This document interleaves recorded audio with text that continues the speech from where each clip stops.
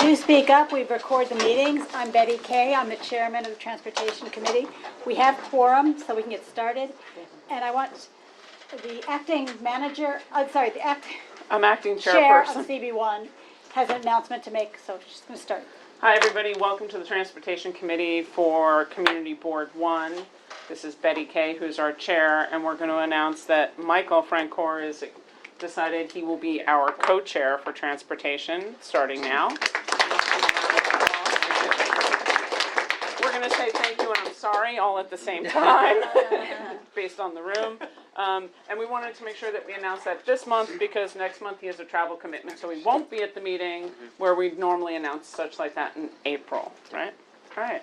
So that's where we are at, and I'm going to sit back and voila, here we go. We're at quorum. Okay, thank you. And I also want to introduce Lucian Reynolds, for those who have not met him. He's the district manager for CB1. Greetings, everyone. Thank you all for coming. It's always great to have a big public turnout at the community board meeting. Just want to let everybody know that we work by Robert's Rules of Order. Everyone is addressed as the chair. The chair will recognize people to speak. Typically, the chair will ask the board members to speak first, and then everyone of the public should be given an opportunity to speak as well. But please do not speak until the chair recognizes you. That way we keep the discussion streamlined and we can keep moving and not get bogged down. So thank you. So we'll get started with the EDC. It's making a presentation of Water Street. Great. Thanks, Will. Thank you, Betty. Good evening, everybody. My name is Will Fisher with the Economic Development Corporation. We are here tonight presenting a more or less a refresher of a project that we refer to as Water Street Streetscape. So I'm sure everybody in this room is familiar with the temporary public plazas on Water Street as you get down towards the Whitehall Ferry Terminal. We're very glad today to be presenting the final designs, which were approved last year, in order to make those temporary plazas into permanent plazas, so adding new planting, adding new seating. So we'll go through that tonight. I just want to thank the community board for hosting us. We are, again, presenting a design that was approved last year, so this is sort of a refresher since there was some time that it took to get contracts in order to move into construction. So this project will be moving into construction sometime later this year. I just want to also note that we are also going to be at next month's Quality of Life Committee to talk about construction coordination. There's obviously always a lot happening in this neighborhood, so we want to make sure that we are coordinated with the Department of Transportation, with DDC, and with other entities that are doing work in the neighborhood. So with that, I'm going to ask Patrick from NV5, who is the engineer on the project, who did the designs, to come up and give a presentation. We'll go through the designs for the area, and then we'll take any questions that you have. Thanks for having us. Thank you, Will. So you want to come back down? Yeah, I'll swap. I have a longer cord, that way everybody can see it. All right, so just watch this cord, everybody, okay? All right, everybody. My name is Patrick O'Brien Gorman. As Will mentioned, I work for NV5. We are the design consultant for EDC, the Water Street Streetscape project. The general project overview, since we're here at Community Board 1, we're obviously in southern Manhattan. The scope of the project is Water Street starting at Whitehall on the south end and going up to Maiden Lane, and there are some improvements on the side streets going over toward Pearl Street. We did, in the planning for this project, we looked at all the points of interest in this district, train stations, parks, Seaport, historic districts, and kind of laid out the pedestrian paths and corridors to see where we needed to make improvements for pedestrian mobility. Early on in the project, there was some discussion of bike lanes. However, DOT opted to not install bike lanes for a variety of reasons. Two are because we have north and southbound bike lanes under the FDR, and we also have north and southbound shared lanes on Gold, Pearl, and William Street. So having dual north and south bike lanes on both sides of Water Street kind of made them feel like Water Street wouldn't be the best place to add a bike lane. Also, the land uses on Water Street, the bus traffic, commercial truck traffic, car service, everything seemed to make it not really an ideal candidate. And this doesn't preclude DOT from ever striking a bike lane here, just not as part of this project. And one thing that I think we should also acknowledge there is that this does not include the additional projected bike lanes that DOT announced a couple of weeks ago in this neighborhood. Correct. This is just mostly showing the two adjacent to Right. Water Street. Here's a little overview of the project. As Will mentioned, the two main focal points are the building out the Whitehall Plaza and building out the Quinty Slip Plaza, and we're also doing a lot of sidewalk and roadway work up and down Water Street within the project limits. Close-up of the Whitehall project, Whitehall Plaza, we're mimicking what is striped out there pretty closely. We're moving the city bike rack up closer toward Broad Street and putting in a few planters. These will be raised planters. This one will be a flush at sidewalk grade planter. That'll kind of present a lot of seating area, try to visually separate car traffic from this pedestrian area, and the Downtown Alliance will continue to maintain seating and tables that are movable within the plaza area. We're also installing a raised crosswalk at Moore Street, so the sidewalk going across that crossing will be at the same grade, and cars will have to drive up it to access Moore Street. But this is a very low traveled area, so we just wanted to make sure pedestrians had a clear right of way for this area.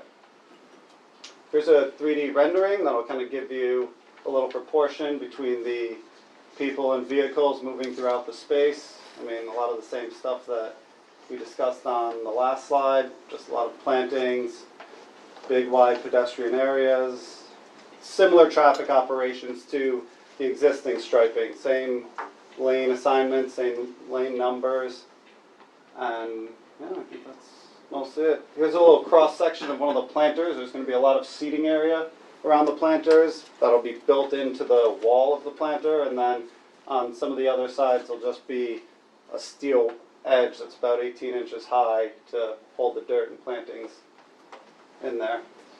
There's a close-up of the Quinty Slip Plaza. We'll be paving over the road with concrete sidewalk to make it one continuous plaza area. We'll also be extending the Bluestone all the way down to Broad Street.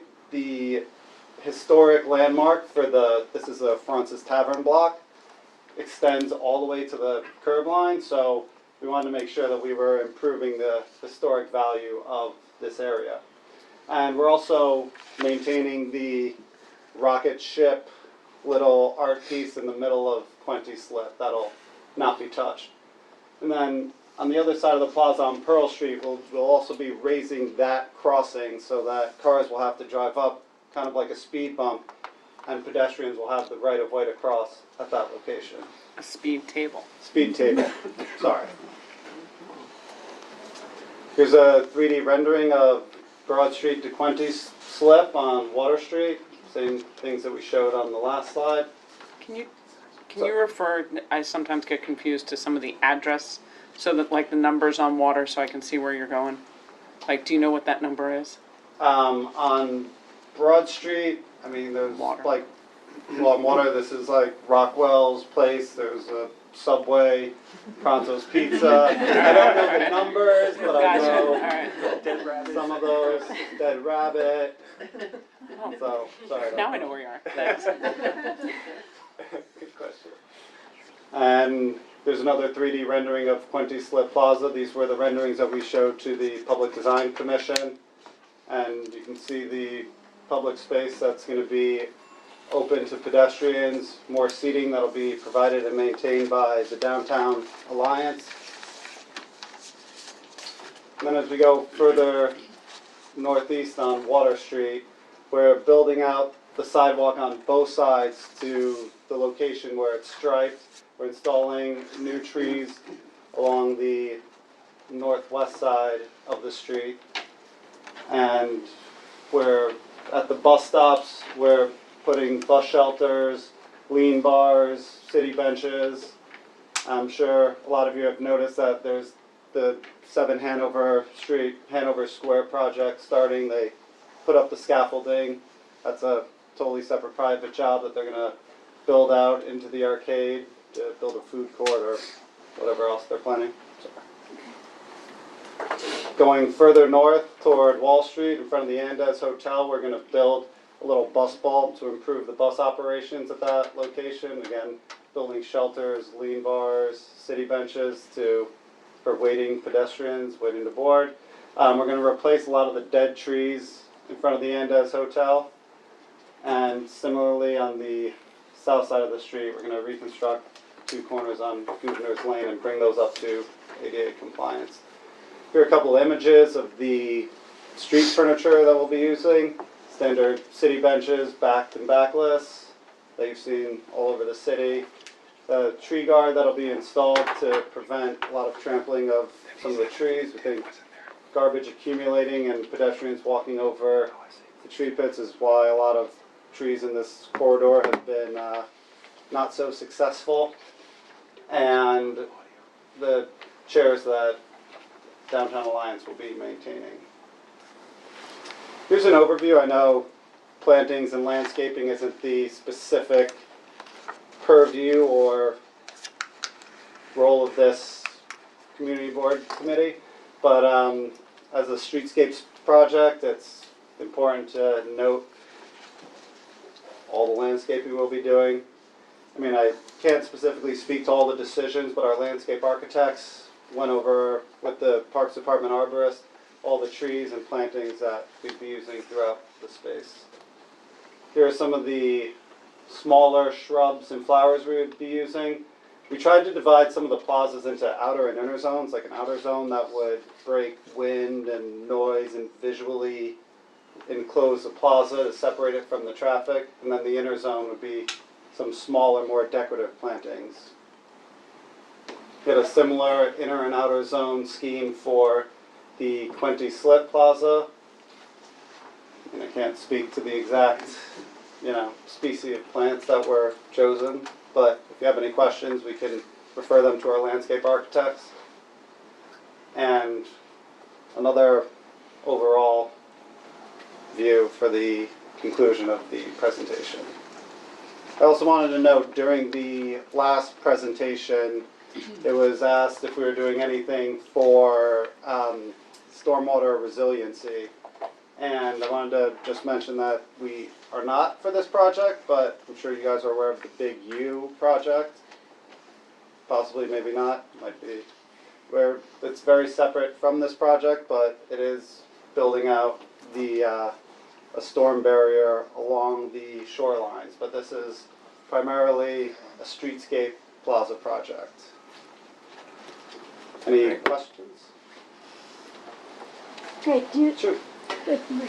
Just the office had a question about the block that is bounded by Hanover and Water. So there's a bulb out in the center of the block for pedestrian crossings. We received a rendering from an applicant that's looking to do infill at 7 Hanover in a pedestrian arcade. Yeah. And they've depicted a plaza style seating at that bulb out location. Can you confirm that that is just a stylistic flourish they put on that, and that doesn't actually exist as a plaza? They'll be maintained by I mean, I Downtown think, Alliance? I'm Catherine, I'm also from EDC, and so I think this is brand new, right? And this design is not brand new. So I think really we would need to kind of go back to this developer and confirm with our colleagues at DOT who have reviewed and approved our drawings. Okay. And we would coordinate for construction with OCMC, of course, for STIP. So this is new to us. I'm not sure if they reached out to DOT for what was gonna be going on at Water Street. I don't recall, Will, if there was outreach to EDC in regards to what we'd be doing there. So I don't think it's a huge issue, but we really need to, Yeah, Look at it. we'd like to have some, Can we just confirm what Yeah. what the exact scope is here? So we have the trees. You said And we're building out the sidewalk on the northwest side. We're gonna be doing a small, just this bulb out extension. This existing curb line is in front of 55 Water Street is where it is. And we'll be building out this sidewalk extension here, this sidewalk extension, as well as on Water Street. We'll be doing the entire sidewalk along in front of 7 Hanover Square. I mean, But- But yes, They I've seen it does some of look these like it's renderings an recently. artistic flourish as a plaza because they've added like movable chairs and whatnot in what kind of looks like where our bump out is. So, yeah, I think we just would need to confirm. And they're showing like a low planter and not the trees, so Yeah. If you Because could they're get back presenting to some us. activation as part of their design, so we want to make sure that that's an Yeah. actual element.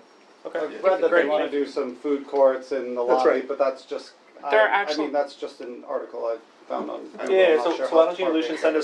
us the Okay. file of that, and Yeah. we can speak with DOT about it. Certainly. Thank you. Keep in mind too, that's right in the crosswalk right there, they're unlikely to Yeah. set up chairs and But they also were changing the building line to square off the building.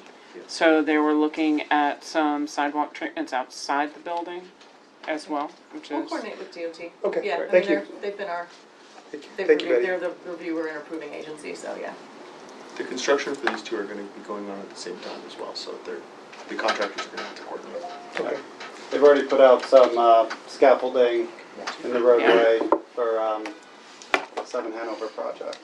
yeah. Tammy, was that your question, or do you? Coordinate. That was one out of two. Can you talk a little bit about any treatments that are gonna be done around where 77 water is? Will that be, And that's why I was, is that the Enda's Here, Hotel? we can pull it up. no, Is I think it's on the east or south. that south side? it's on the south side. It's by Governor's Lane. It's bound by Governor's Lane and, yep, so it's directly across the street from where you are, So, that in side. Governor's Lane, we will just be rebuilding these corners to bring them up to ADA compliance. We'll still just have the painted area for this neck down. And I believe that is all for Yeah. the south side. It's just rebuilding the ped ramps.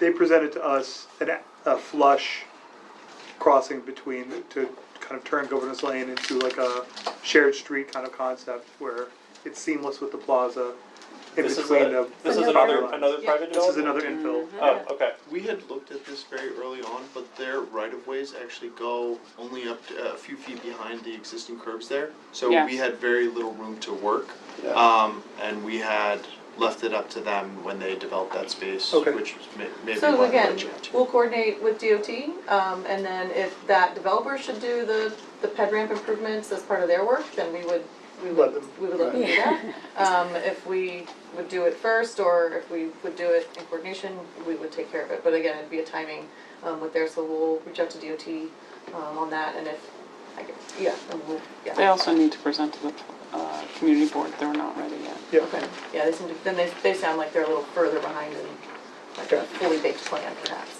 but we will definitely reach out to DOT on that. Oh, I'm sorry, what's the address? It was. 77 77 Water, On the okay. south side or the north side? South side. South South side. side. South, South of the way that your map depicts Yeah. it. Even south? Yeah, that's, I. yeah, Governor's Lane is the north side of their Yeah. property. Not the Million Reed. Yeah. Correct. Okay. And then, do you have, these are zones 1, 2, and 3 that you've shown us. Do you have a further plan that you're working towards more as a master plan for zone 4 and 5 that are further north? No, on Maiden Lane and Pine Street, we'll be building out 2 of the sidewalk extensions that are already striped out, but there's nothing further That's- yeah, beyond this that is as the part of this extent of our project. And there were no bus changes or parking changes or bike lane changes that are incorporated in any of the designs, right? No bike lane changes for the buses right now. The existing curb is along this line and it's not striped. There's like a striped neck down right here. But this curb comes out to here. We extended this curb down so that the bus wouldn't have to pull out of traffic and back into traffic at this location. But the other locations, we're mimicking the same striped out curb line throughout, so bus operations should not change much at all. There'll be temporary relocations, but At this location in particular, we were working with DOT and we noticed that buses, the majority of the time, are dropping people off in the street because they aren't able to access the curb. So that's why we decided there's a lot of, it's by unsafe. the end of this to leave hotel, like there's that. always a lot of cars waiting to, cabs waiting to pick up and drop off there, so buses can't really get to the curb anyways. And you feel that even with the build out and the cars that have to drop off and pick up for hotel operations, that the build out is the best way to protect?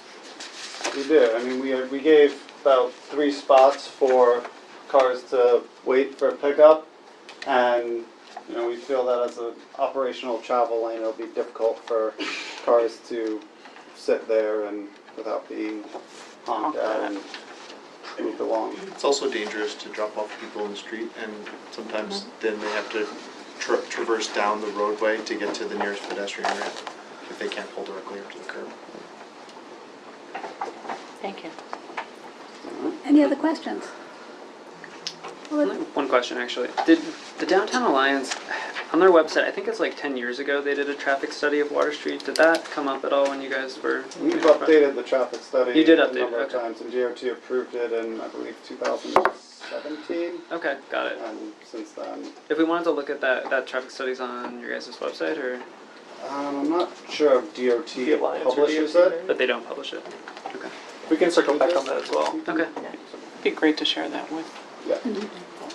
I mean, not much of the traffic operations are changing because we're keeping the same lane alignments and lane assignments. So Sure. So the Downtown Alliance, when they did their study, like, when I looked at their numbers from like 10 years ago, they found that Water Street had a lot of overcapacity for the vehicles traveling down it.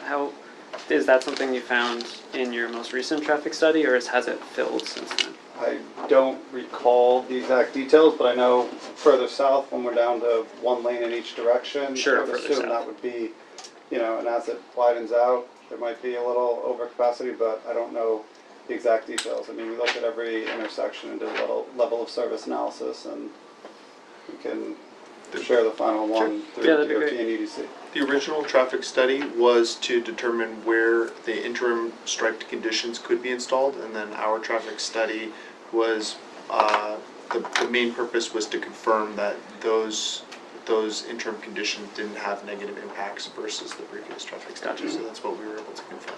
Okay, great. Given the bump outs and things, obviously, Yeah. DOT cleared for the traffic study that you had. Right. Great, any other questions? Then thank you very much. Thank you.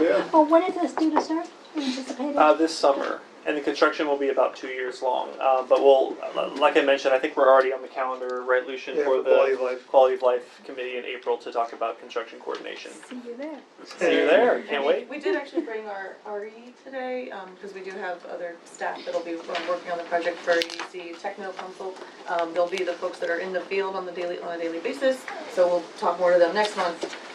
Sure. when we're out. Can Ari wave? Yeah. Hi, RE. Yeah, Sure. so that's who will, Thank you. who will be out there. Great. Thank you all. Okay. If I can have you all go through this way Yes. to exit. Crowded. Okay. Cool. Wow, Much more direct. they come in force. Oh, yeah. This will be your shoes too. Or your umbrellas. Yes, and I'm looking for Adrian. Is that okay. All right. See you all. No, it's the next one. I think Good job. this is Canal Street. Okay, so we have 1, 2, 3, 4 seats up in front. Yeah, I'm looking for Adrian. Adrian's been out in the hall. I'll get Okay, him. forget Adrian. For this because one, we Adrian- can just try to pile in, but yeah, come on up. We're gonna Adrian, do it. where's Yes, he's right there Adrian? at the door. Hi, Adrian. Adrian, how did you decide you want to do the presentation? Was there, What? on the Save Canal Street, was there a rent, was there something that was discussed? From your iPhone? Yeah. Excuse me? This is the first thing. This is the first time I've never seen it. Right, this will be Safe Canal Street. Right. No, Have we seen anything on this before? I don't remember seeing anything. No, it's been in the news a lot. I've seen it in the news, but I haven't seen it presented. but the resolution, like, No, we've So, not, we've not, this is their first presentation. It's been in the media. Correct, but they're a lot. requesting, the right, resolution, there's no resolution to. We're drafting one tonight. right, they've requested. I think we. We don't have one yet. We have to see what they have to say. Yeah, no, they've requested that we draw, that we, Figure it out. I'm just trying to get it comes up as a screensaver. And I go there often to shop. Yeah. It's a question that you should ask about buy-in. Well, I don't know what the plan is. I get you. Just to be. Just a view. It's an Apple TV, so it shows its own thing. No one's, no comment. Just everyone knows, just to be res a new thing. is anyone even sitting here? No, no one's sitting there. Oh, well, I mean, Yeah. take a seat there. 0394. Great. So let me get this out of your way. You don't need this.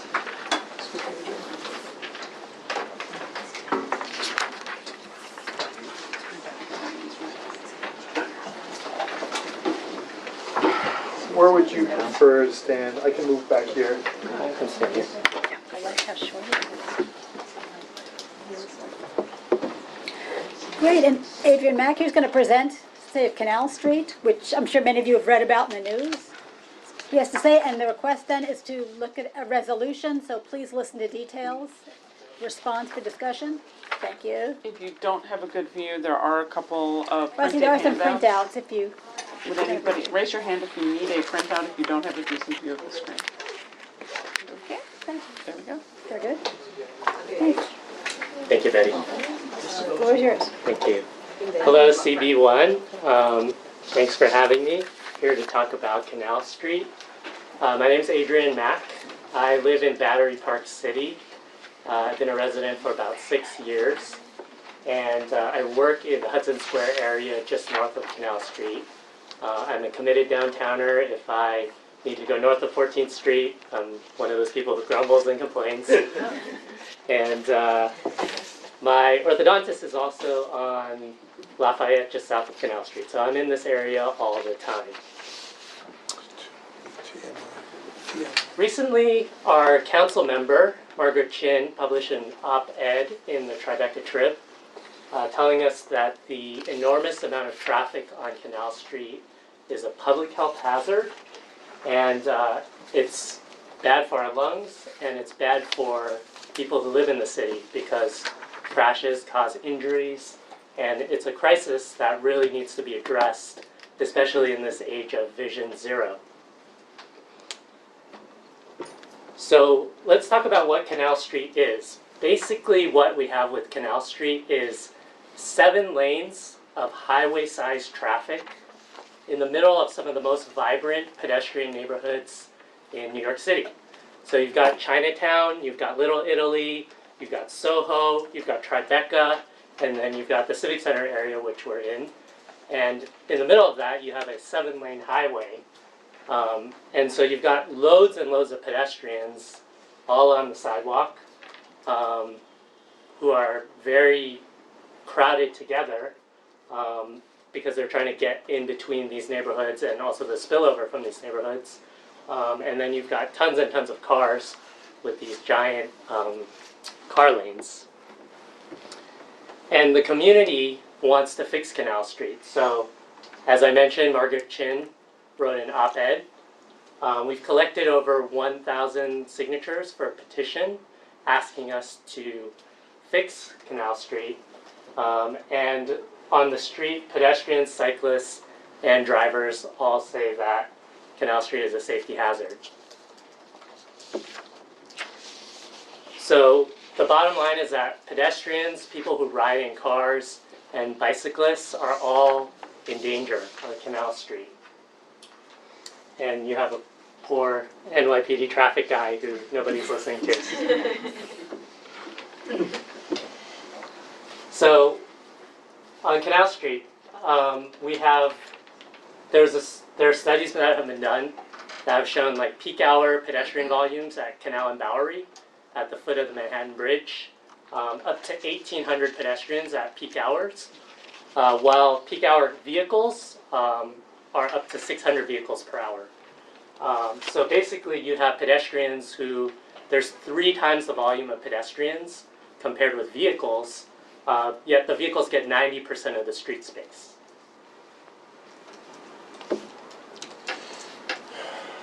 Due to the width and highway-like nature of Canal Street, it's very dangerous for pedestrians to cross the street. I spoke with one senior who lives on Canal Street who said that rather than cross the street at street level, they'd rather go into the subway, take the stairs downstairs, go in the mezzanine, and then go back up across the street. And they find that that's, safer than. Oh, I think she's here. No? Oh, he's here. You can raise your hand. Oh. Yeah. He's here. 54 years on Canal Street. And so that goes to show that the street is not working for pedestrians and people in the community. Additionally, all morning and afternoon long, you have vehicles in the intersection blocking the crosswalks. It's very dangerous to simply get across the street for pedestrians. So this street is really not working for the people who need to use it. On just this less than 1 mile segment between the Manhattan Bridge and Hudson Street, where the entrance to the tunnel is, less than 1 mile, we have an average of 2 crashes a day, a little less than 2 crashes a day from 2016 to 2019, just on this short segment. So not even counting, east of the Manhattan Bridge or west of the tunnel. You can see that there's been a lot of serious injuries and even some deaths. So over the past, since 2016, 109 pedestrians, 229 motor vehicle occupants, and 54 cyclists have been injured just on this less than 1 mile segment, and 3 people have died.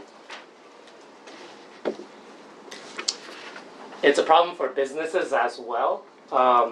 They struggle to receive deliveries because there's so many pedestrians crammed into such a small space.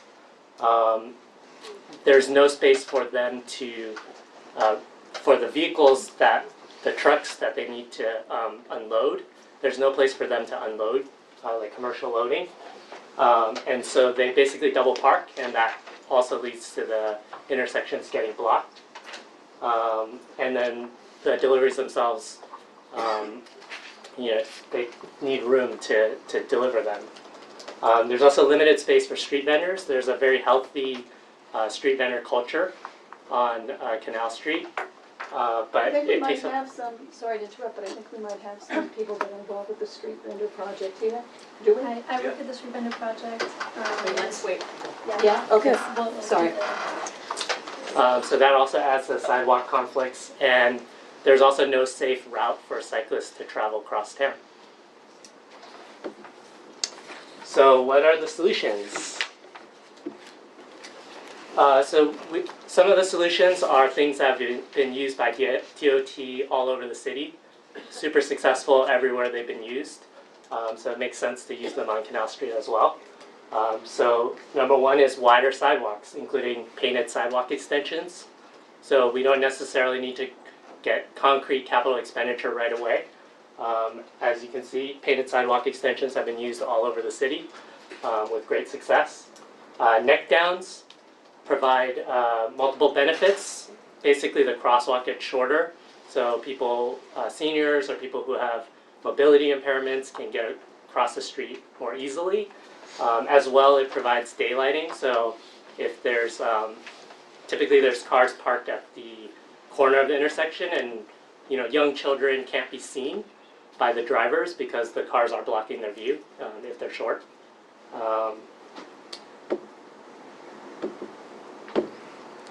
Additional solutions are pedestrian priority traffic signals.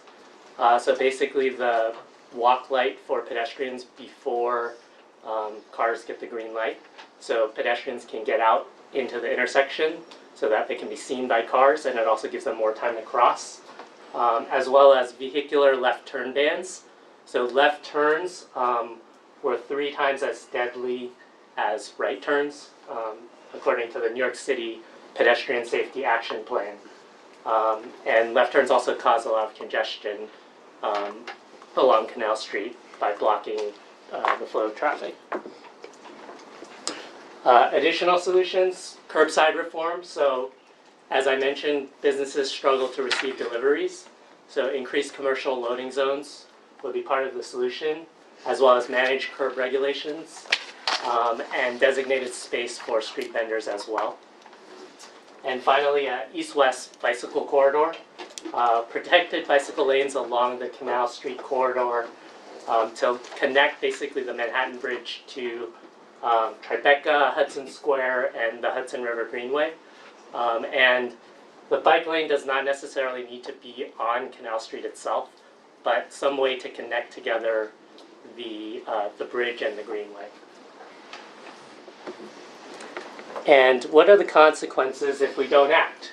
So here are some recent things that happened on Canal Street. February 21st, just a couple weeks ago, a woman was severely injured after being struck by a car on Canal Street. In January, a 90-year-old man was fatally struck by a driver on Canal Street. In August, a cyclist was injured by a truck driver on Canal Street. And so this is going to continue to happen if we don't act on Canal Street. There's also unseen costs. There's costs for businesses who have to compete for curb space. There's the poor NYPD traffic enforcement agents who stand in the middle of the intersection while they're surrounded by cars.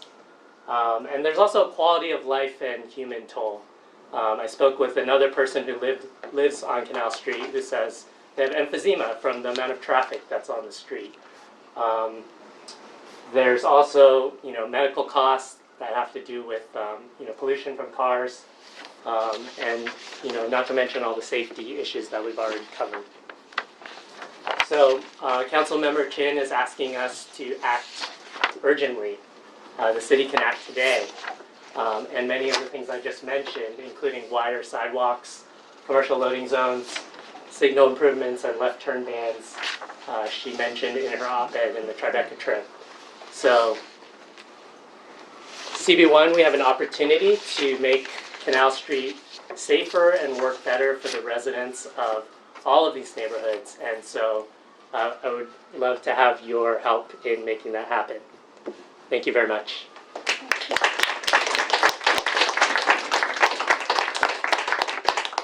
Now, before taking questions from the committee, and it's a little unusual, but since we have people from the Street Vendor Project, which is also information coming in, why don't we hear what they had to say?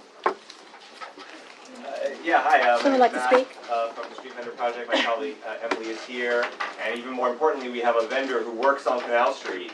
So I think maybe it'd be great, we could just let him speak about his experience.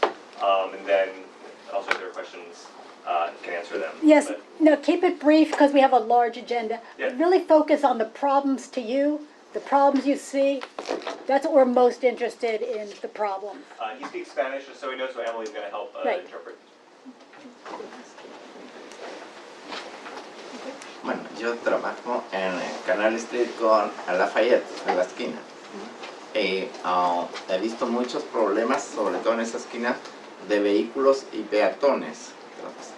So he works on the corner of Canal Street and Lafayette, and he's seen lots of problems with cars.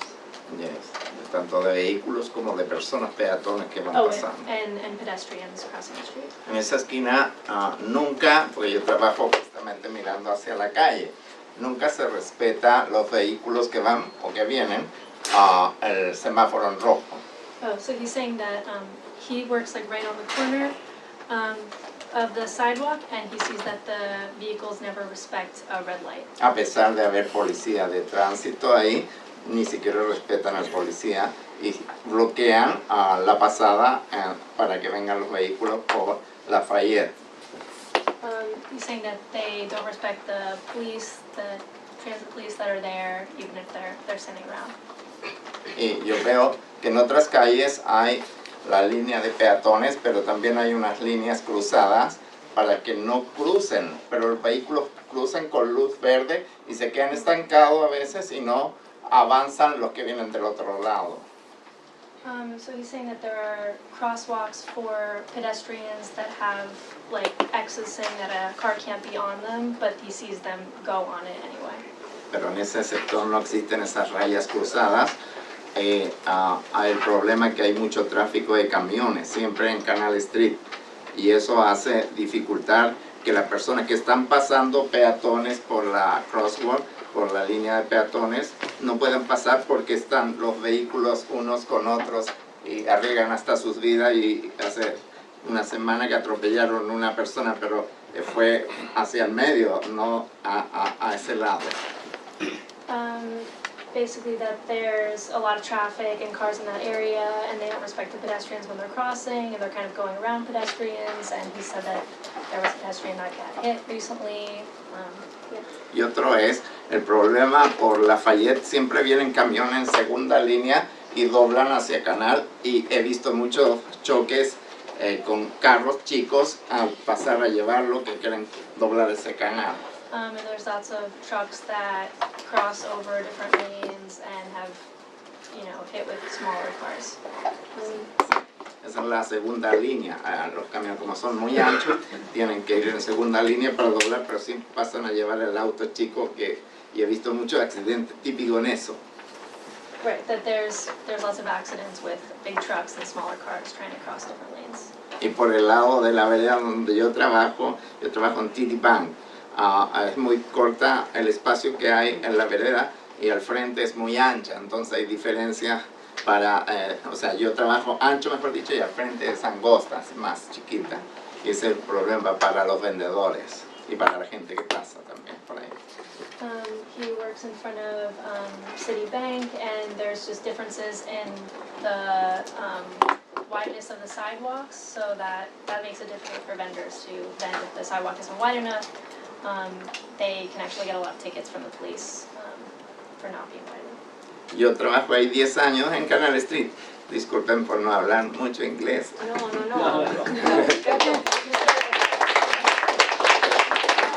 I have a question for him.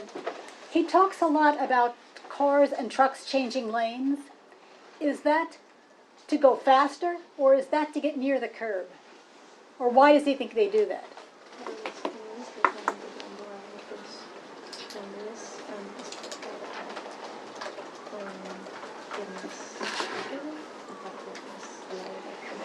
No, yo pienso que los camiones, siempre los choques que han habido ahí en cualquier hora, ha sido porque van en segunda línea, como son muy anchos, van a dar la vuelta y pasan a llevar el carro, siempre. Y van hacia la dirección, siempre hacia el túnel. Holland Tunnel, hacia el túnel que va hacia Nueva Jersey. Siempre van los camiones para allá. Y he visto muchos choques ahí en esa esquina. Y eso hace muy dificultosa porque tapan toda esa área y ya los vehículos no pueden venir para acá, digamos, para el área east, o sea, para el área west. So for when they're big trucks that are turning, they have to take up like 2 lanes to turn. Okay. And that can like make crashes with other cars. Okay, so it's turning. Yeah. Thank you. There's a major left onto Central Street. A lot of traffic starts on the right lane and has to get into that left lane to make that That turn. Great, well, we turn to the committee and your questions. Yeah, Elizabeth?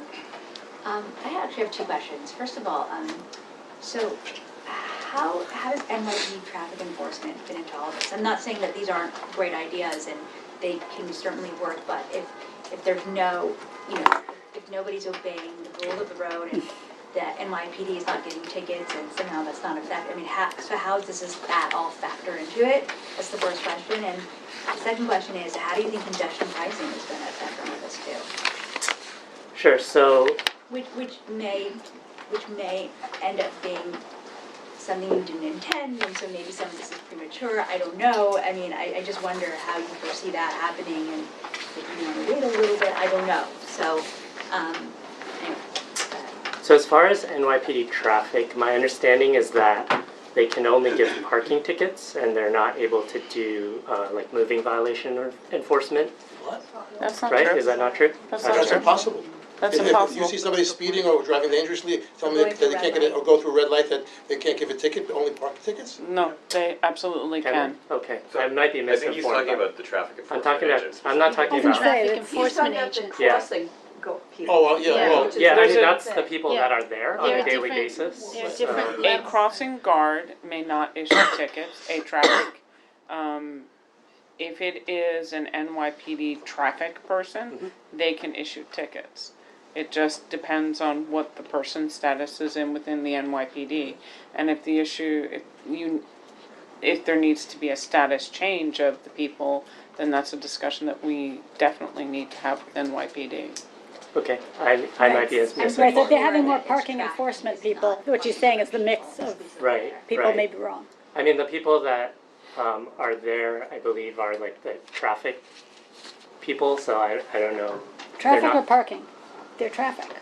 Then they And they should can be certainly able get to. tickets. I don't know. I don't see them giving tickets, so But you should reach out to them sure. and talk to them about this, because, I mean, I'm They don't give parking tickets either, the ones that are directing traffic don't give parking tickets either. Right, right. I mean, there's no enforcement, basically. They're just there. Well, also, like- they're so busy trying to get people across the Right. street Right. that they just, it's too much going on there. I mean, see that's what they're really mostly- what it boils down to. Focus on is directing traffic, so I Right. don't really see That's any what enforcement. That's what those threats, people's so- jobs are, there's other enforcement that's supposed to do other things. Right, But but unfortunately, people don't really even listen to those people. That's the big Right, well, problem. Then it needs to be enforced, or a red light camera or something. sure. I mean, we would love to have that as well. Right. Right. So, And then Yeah. congestion pricing?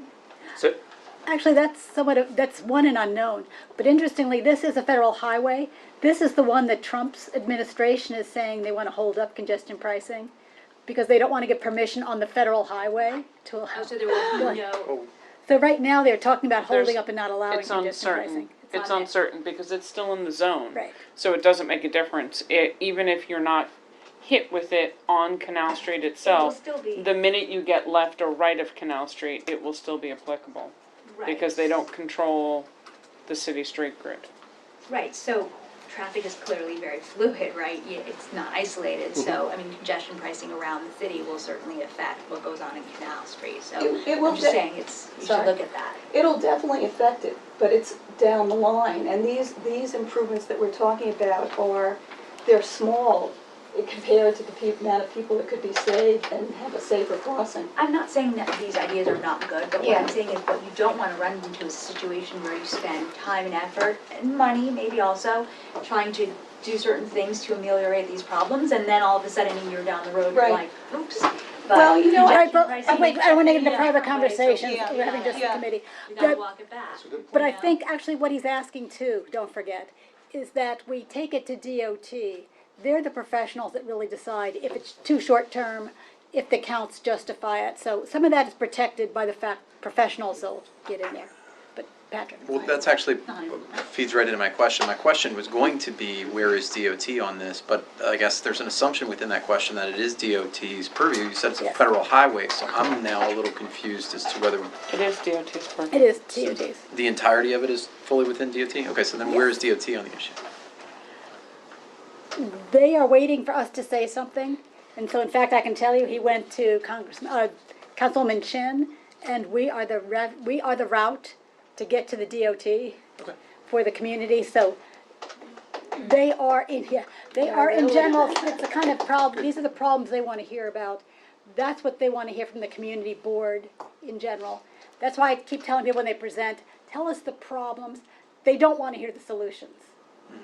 That's what they do as professionals, and then they come back to us with solutions, and we can say yay or nay.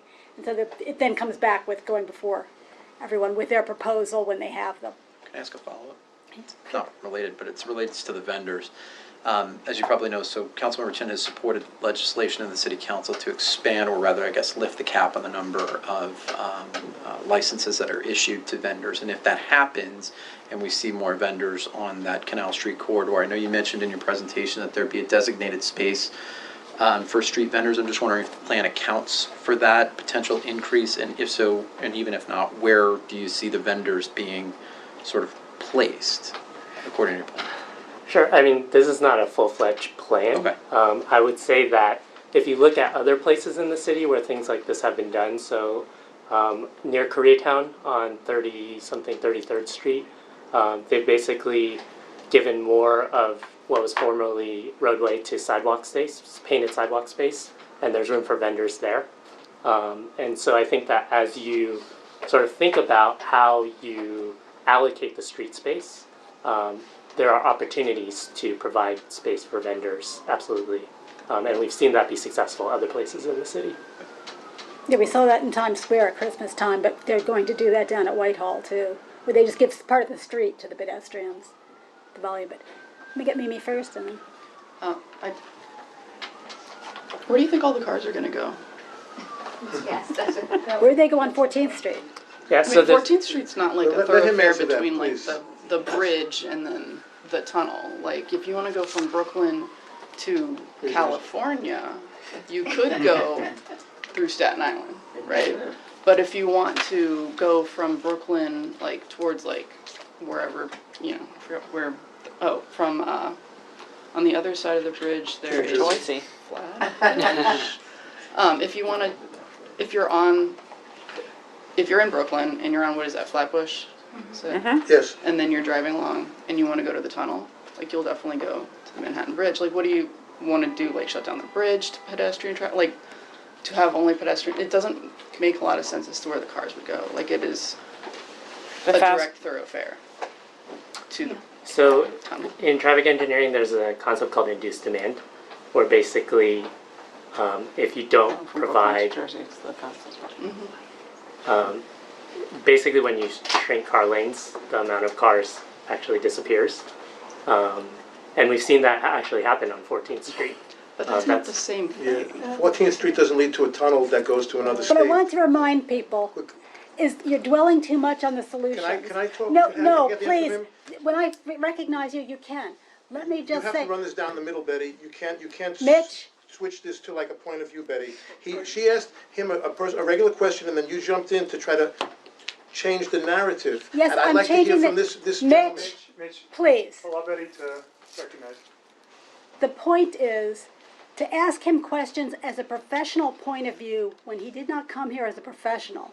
He came here as a community member complaining about real issues and problems, ones that the councilwoman and lots of people recognize are there. So he's asking for solutions. Yes, he gave recommendations. As I've said many times to the committee, DOT keeps asking us, we don't care what you think about solutions. We are the professionals. Tell us the problems. So I'm asking you today to focus on the I problems. disagree with that premise, and some of the other people here disagree, because we have the right to offer some solutions along with problems, Betty. Okay, because I don't like when somebody says, well, we're the professionals, you can't give your opinion about that, because I bet there are many people in the room that are not DOT professionals, and on different sides of the aisle, maybe some of them have maybe some interesting solutions. So I don't think it should be like, I don't agree with that premise. I'd like to see how some of the other members feel too. Also, Betty, half of the presentation was solutions. Yes. Right. The person who comes from the community, who wants to complain about a problem and ask for solutions, I had told him, by all means, tell us what it is you want to say. I'm not here to edit what you want to say. I'm talking about the committee and how we spend our time productively in a very full room with a very full agenda. Do we spend time on something the professionals are going to decide, and what we say makes zero difference? I disagree with that. It doesn't And make by sense. all means you And can. I am happy that he's here, and I would like to hear his opinion about what the question was. I just want to look at it holistically, because if you take away cars and if you take away space for cars, they would go somewhere. Like, it's what would happen, right? Like, it's not like I'm trying to say, like, your ideas are dumb, but, like, I'm just saying that, like, there's another side to this. But he's asking for DOT to do the analysis. Sure. I think that everywhere that you've seen roadways get reduced, traffic has also been reduced. So most recently it was 14th Street, but there's examples in cities around the world. So in San Francisco, Market Street just became only for mass transit. So cars are no longer able to drive on Market Street, which is a major thoroughfare in San Francisco. And there has not been any problems on the side streets of Market Street in San Francisco. So, you know, there's examples around the world, I would say, of this working, as well as locally here in New York City, 14th Street. Yeah, I don't. So And- I'm gonna yeah. qualify where you're going on Mhm. this. What works on 14th Street doesn't work on 125th or 34th or Canal. 14th is in the luxury, it's in the street grid zone. So if you're going east-west, you can go on the streets on 12th, you can go on 16th. I mean, there are so many streets that go east-west in that zone that is a very different aspect than where Canal is. Lower Manhattan, we've struggled with east-west, north-south connections due to the street grid.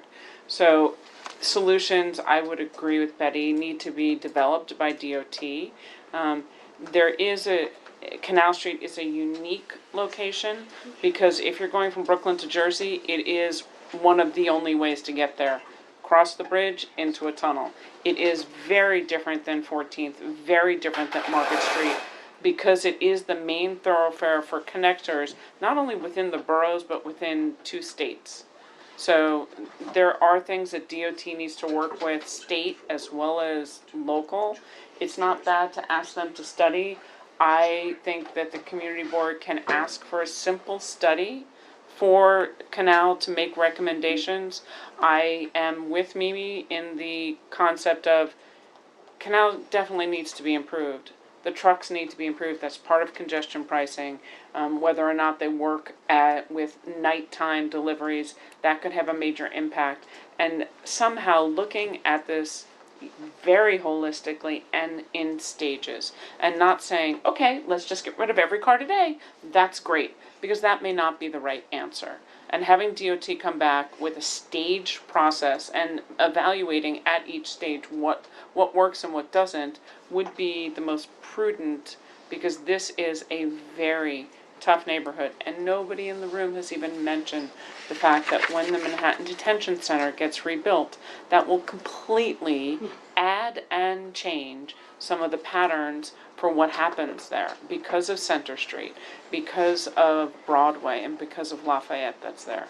And all of those considerations need to be put in. It is the largest development project in that area, period, hands down, and will have incredible impact on Canal. So I think we ask for DOT, but I don't think that we ask them to look at many different facets and not prescribe anything except for the most amount of flexibility with the considerations for the neighborhood changes. That's my 2 cents. Good, and Mitch, sorry, we'll come after the I committee. just wanted to ask, on the left turn ban, like I said, I'm not a car owner, so I'm just trying to think of at all 3 sides. Are you, or is it Margaret Shin, or are you two proposing a no left turn from the Manhattan Bridge all the way to, like, the West Side Highway? Is that There is no left turn right now from the Manhattan Bridge. No, I'm saying from the whole length of Canal Street. There's a couple of, is that what the proposal is? I think the proposal is that where it makes sense. I mean, DOT Okay. is the experts, but basically, What is you or you're the group that you recommend for that? I think the most important thing is safety. Sure. Okay, so if there's places where people are getting hit with left turns, which there are, Right. I think they should put in a left turn ban. I think they should look at where that's happening. Or maybe there's a left turn signal? signal. I can't hear anything. What about a left turn signal? The other thing is, and I definitely sympathize with whether it's seniors or people with mobility issues, another suggestion is for people crossing the street, an increase in the amount of the green light or the walk signal. Whatever seconds it is now, increase it another 30 seconds to a minute, which they do in a lot of other places. Another thing, I don't know if it would work here because everybody doesn't follow the rules, but I know in Chinatown and Oakland and in Tokyo, well, not Chinatown and Tokyo, but in Tokyo, like where it's like a 4-way crossing, you know, like that. And no cars can cross, and then only pedestrians. So those things might work, as opposed to going from, I always hate going from all or nothing, because there are so many, and I do feel the trucks are a major problem, and I find them to be a major safety problem for the bicyclists and the pedestrians as a first thing. So I always like to do things in gradations. So like to echo Tammy's thing, you know, to maybe think about like steps and a left turn signal in a few spots, and maybe an increasing in the timing of the walk thing, and then but like not all or nothing, because that causes other problems.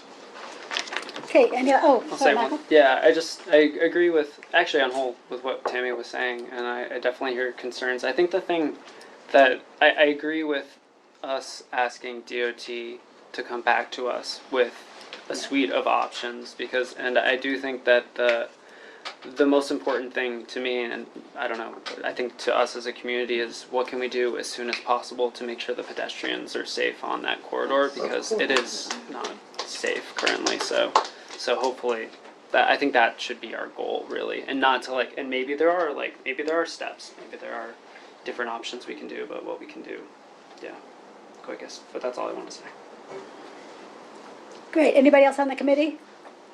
Okay, they'll open it up, I know you've been raising your hand. Well, I want to second gentleman what Michael behind just you. said. I think that's really what we need to focus on, the safety, not all these other bigger things that will come eventually, hopefully. But the lights, great idea. I think that's easy to have happen. A few left-hand turns, maybe putting a few little wider sidewalks in because it makes cars slow down if a sidewalk is a little wider. And I've worked in Tribeca for over 30 years. I taught at PS 150 for years. I took my kids to school there. I live on the northern side of it. So I've been crossing Canal Street for over 30 years, and it's getting worse and worse and worse. So I just think the time is now to do something, like, we don't need more people to get hit, and that's really what it's about. And I actually live in Community Board 2, so we're going to bring this to Community Board 2 as well, because we're both have to do with Canal Street, and I think we have to not worry about these big steps. Congestion pricing hopefully will happen. That will really solve a lot of issues with the trucks, and I agree with you. That's one of the worst things, the trucks. Yeah, I mean, So, but that's yeah. down the line. But it's true. All the Little- trucks are now, I mean, when I see these unfortunate deaths, whether it's pedestrian or bicyclists, most of the time I see it's trucks and or large vehicles and are more than 70% of the problem. Yeah, and they're in the middle of the crosswalks when And you're then trying to cars get are not there, so- slowing down when they're making a left turn or a right turn. I mean, there are things to do to ameliorate, I'm not sure if that's the right word, but to navigate the situation instead of like the all or nothing. No, I think we're in agreement with that. I mean, there's, you know, safety is the issue for us, and that's what we want to do. Okay, a minute, your hand's been up, yes. My name is David Warren. I commute through this district by bicycle, and I am also representing Out Cycling, which is a homosexual and friends cycling group who supports the plan that he proposed, but also obviously be open to having DOT come up with plans. But what we're concerned about is both pedestrian and cyclist safety, and for easy commerce to happen in the area. And I wanted to thank the chair for running this meeting. Yes, Thank thank all the board members here for your time. But so thank. Yeah, I want, you know, this is a CB4 member on their transportation committee. So, you know, somebody has dealt with this issue. We had somebody back here has had their hand up for quite a while. Yes. Me. Okay. I'm Jay, and I live on Canal Street, 54 years, and I have windows which overlook Green Street and the terrible corner there.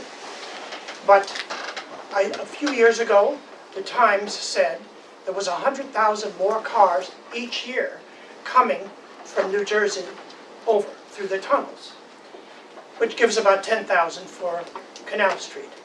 In 1988, Senator Marchie made it so you could leave free if you went on Canal Street. Nadler said a couple of years ago they were still trying to change that law. Actually, I think that law has changed. I think that's I the believe. Staten Island two-way toll. That was the Verrazano Yeah. Bridge 102-way tolling. I Yeah, think. that's changed. That's still an issue, I believe. No, I think what Trump you're actually describing, signed it. You're right. We'll find out. Yes, we'll work around from right to left. Hi, I'm Lynn Ellsworth. I was with Tribeca Trust. And a few years back, we did a sort of a similar look at Canal Street, more from the point of view of the management of public spaces along there. We walked it with DOT. I think that the three areas that, or the two areas really, that we thought were easiest to fix, that would better integrate Tribeca into the northern neighborhoods and need a safety fix, was the intersection of West Broadway and Canal. It's chaos right now with the way it's set up at the crosswalks and the police parking there, taking up the space. That could easily be fixed. And the other one is the area that we thought would help is in Greenwich Street. There's that little park, sort of what's it called, Canal Park. And it's really badly integrated into a traffic Isn't that, island. Capsuta So maybe you Ferrer mentioned Park? this in your presentation, which I missed because I came late, but fixing that intersection would Oh, allow all the new development that's happening up there to kind of go through the park into down Greenwich Street, sort of a natural corridor. So you'd have two corridors. We didn't think that the Broadway Canal corridor was as troubling and as dangerous as the West Broadway and Canal corridor. If we can get rid of the placards, I'd vote for you for mayor because we've been talking about that for years. Yeah. But we might not have control of that. Yeah. Well, it's also Are you the talking about crosswalks and the timing of the lights. Are you talking about at Varick? The Very less so, just because at the time we were looking at this, we didn't see a lot of traffic right there, although there is a bike lane there that is. Yeah. But it's much wider there, and if you just paint it properly, you could probably see where you're going and navigate into the traffic, but. Actually, the next item is going to be that. Excuse me? The next item is going to be that. Yeah. I'll just add into that. Yeah, the next item, at our last meeting, DOT came by to present a series of bike lanes. One of them goes almost up to West Broadway and Canal, but they stopped just shy of it. Actually, they do a little bit. They rejiggered it, but it wasn't complete. They said at that meeting that they were planning on revisiting that intersection at a later date. There was some complication why they couldn't do it at this time, but they're working on it. Yeah, so that's... At the actual intersection. That's coming up. Yes, let me just finish this and we'll come around. There was somebody in this corner that I've been, oh, sorry, yes. Oh, no problem. So, first of all, I want to thank Adrian for such a thoughtful presentation. I have actually long roots in this neighborhood. My grandfather moved to Madison Street in 1923. He lived there until the 90s, so I spent most of my childhood on Canal, and my wife and I, a few years ago, recently moved back to Franklin and Broadway, so I have 50 plus years, Adrian, you're 6, I'll see you 50, you've outdone me. I want to read something that I just found interesting today. So it said, Canal Street, to put it mildly, is due for a makeover. The street is clogged with traffic from the Holland Tunnel and the untold Manhattan Bridge. Pedestrians jostle for space on the packed sidewalks, and they're especially at risk of getting hit by a car, according to the city's pedestrian safety study. What I found so interesting is this is an article from 2011 talking about a study that was commenced in 2002. So we're talking about decades of sort of staring at the same shiny object, and I guess I'm all for incrementalism, but it seems that there seems to be broad agreement that there's a safety issue, an environmental issue, a congestion issue, a quality of life issue. Our vendor spoke very eloquently about the difficulties he has working every day on the street. I have the good fortune of still being, despite my age, relatively able-bodied, and I find that I even need to canter across the streets on Canal. I'm also a cyclist, like my friend there, and I will say, I'm a very experienced cyclist, and it is just straight up dangerous. Not only on Canal, but the adjoining streets. So if you, for example, try to cross from Nolita to Canal, it is literally life-risking. If you try to go from Canal and Lafayette to Canal and West Broadway, you have to be a very experienced cyclist to navigate that. It's almost intolerable. So I thought it was interesting when the member was talking about taking a holistic approach. I think all of these things fit so neatly into a holistic approach because we're talking about something that's, it seems simply caused by the fact that 90% of our infrastructure is handed over to car traffic. I also grew up in Brooklyn, and it was interesting talking about, well, what if you want to drive from Brooklyn to Manhattan? I mean, that's like a double tragedy I've experienced my whole life. So just saying, well, we'll need more cars to come from Atlantic Avenue over Manhattan, that's like just saying, let's preserve multiple tragedies in multiple boroughs. So I guess I like the way you put it, Betty, which is we're here to talk about problems. I hope it doesn't only become another set of decades-long studies, because there seems to just be such broad agreement in this room, even if you're coming at it from different places, that pedestrian safety, worker safety, quality of life, and environment is being neglected on Canal Street. So I guess I'm saying, as a community member, longtime, lifelong New York City dweller, whatever it takes to kind of move that needle, I think there is a kind of urgency, because we can all find reports dating back decades looking at the same problems. So, thanks. I agree. Yeah, at this point, if you have something new to say, please, if you agree with something already said, then just say that, I agree with X. We agree. Because we need to move things along. Was there somebody in the corner that was waiting? Well, Yes. he actually said it so eloquently, that was my concern too. I've been in the neighborhood for about 10 years, so I'm a pedestrian, a cyclist on Canal. I walk my dog and my son, and it's, I mean, I don't have to go over what it's like. But I guess my question and follow-up with that is the same thing you talked about a few years ago. They were looking at studies, Canal Street's getting worse, but Canal Street's been Canal Street. So I guess my question to the community board is, what do you, this fixed Canal Street, we can all agree it needs to be done, but I guess my real question is, what are we looking at as far as successes? Because it doesn't seem like the DOT, who is aware of the issue, has done a whole lot to address it. And I'm sure there's a lot of political bureaucracy involved in that, but what do you think as far as the urgency of it, are we gonna get this accomplished? What does it look like? As, again, I'm not familiar with all how this works, but once you present this and the DOT does more studies on it, what does it look like going forward? Actually, I think quite good. How much? Because it may very much be staged. So if you're expecting the perfect package all at once, keep in mind they also have kind of a wait to see what they know congestion pricing is going to go through. And that will change. And in fact, we have Charles here who can tell us later with just how much he expects the reduction, since he's our numbers person that does all the predictions for how much traffic should decrease just due to that. Do you have a number for them? Prediction of how much less traffic should be on Canal Street with congestion pricing? I don't have Canal Street. I've got the 3 bridges from Brooklyn to Lower Manhattan as a single entity, and that very quickly the throughput on the bridges in either direction would go down by about 1/4. And then over time, as the congestion revenues are invested in improving the subway signals, and I know there's an argument to be made that that's just throwing good money after bad, but there's an argument to be made that maybe not entirely, then the 25% decrease would expand to about a 35% Because of better decrease, options. but that will take a while.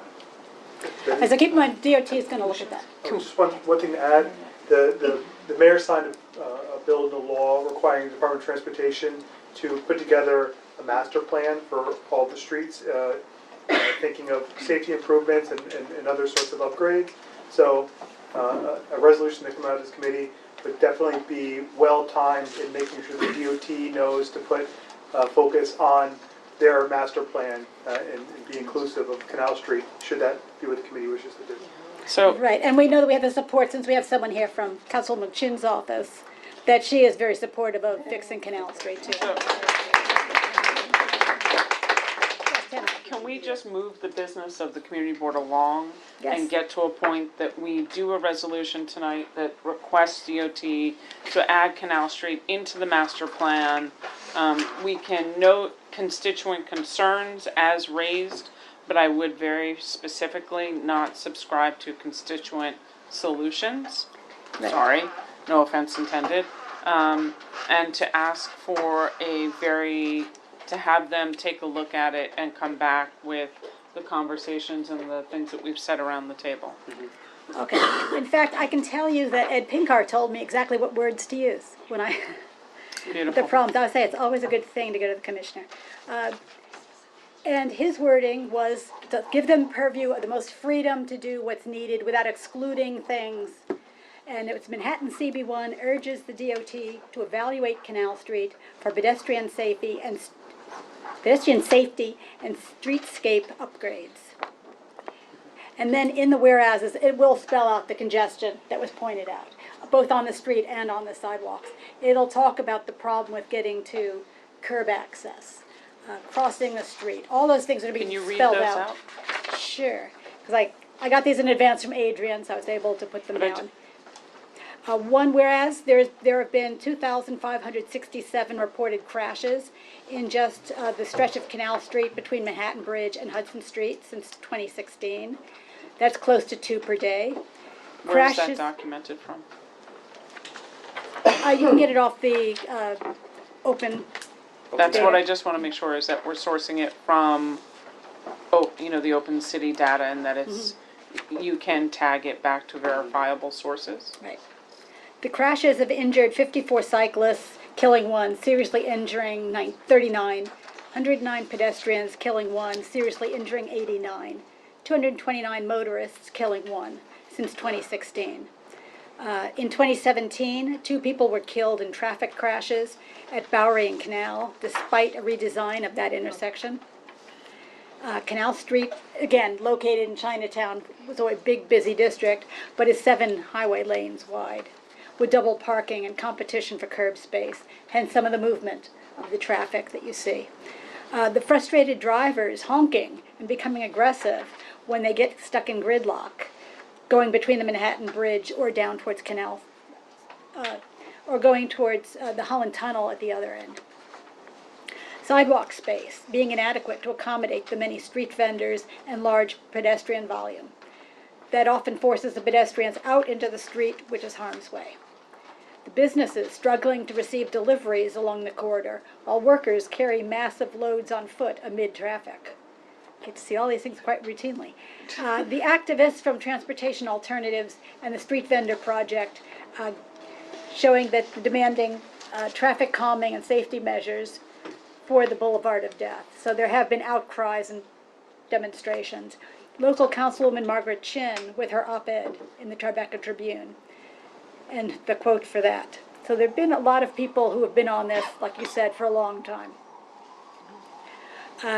Justifying then to ask for the pedestrian safety and streetscape upgrades added to Canal to the master plan. And to get a safe designated space path to traverse the east-west corridor for cyclists,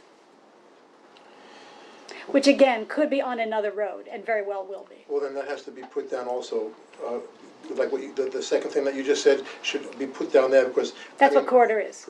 I'm sorry? That's what corridor is. No, I thought you were just giving your opinion, which it could be another street, like. No, that's. Yeah, it could be. that's in Their the- idea is, it doesn't have to be on, it's not saying on Canal Street. It's saying in that corridor. We need to spell, you need to spell that out, that we're not necessarily asking for a bike lane It's on dangerous. Canal. Say like We're- not necessarily on We're, Canal we're Street. asking Right. to find an east-west passageway within the zone. Noted. And can I make another friendly amendment suggestion? Can we also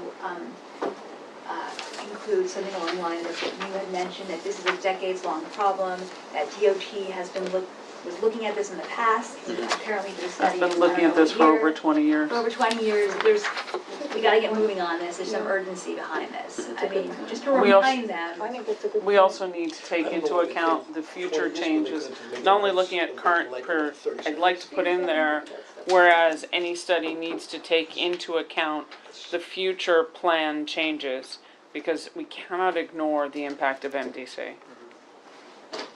That has to go in there, because that's a major MDC? MDC. Manhattan Detention Center, Oh, which is, I mean, the largest redevelopment project in that zone, period. Yep.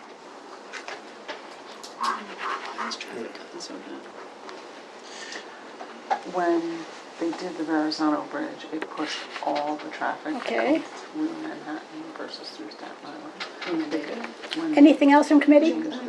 Did we want to take a few? I think So that's like it was good. Did we want to take a few hands? Of, do we want Well, actually, only if it's different, because we really need to move on. We're a half hour Yeah, we can go behind quick. already.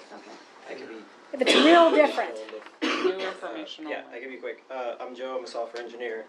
I work on transit stuff every single day. I used to work on Canal for a year. I started biking Canal because it felt safer than walking. Yeah, it was really bad. I think it was Worth Street and Mercer Street in particular that were very problematic with left-hand turns and crossing guards actually making cars cross into people who had the light. Yeah, I think we're all familiar with, I got yelled at for crossing. And I think congestion pricing has come up a lot as like, maybe we can wait till congestion pricing.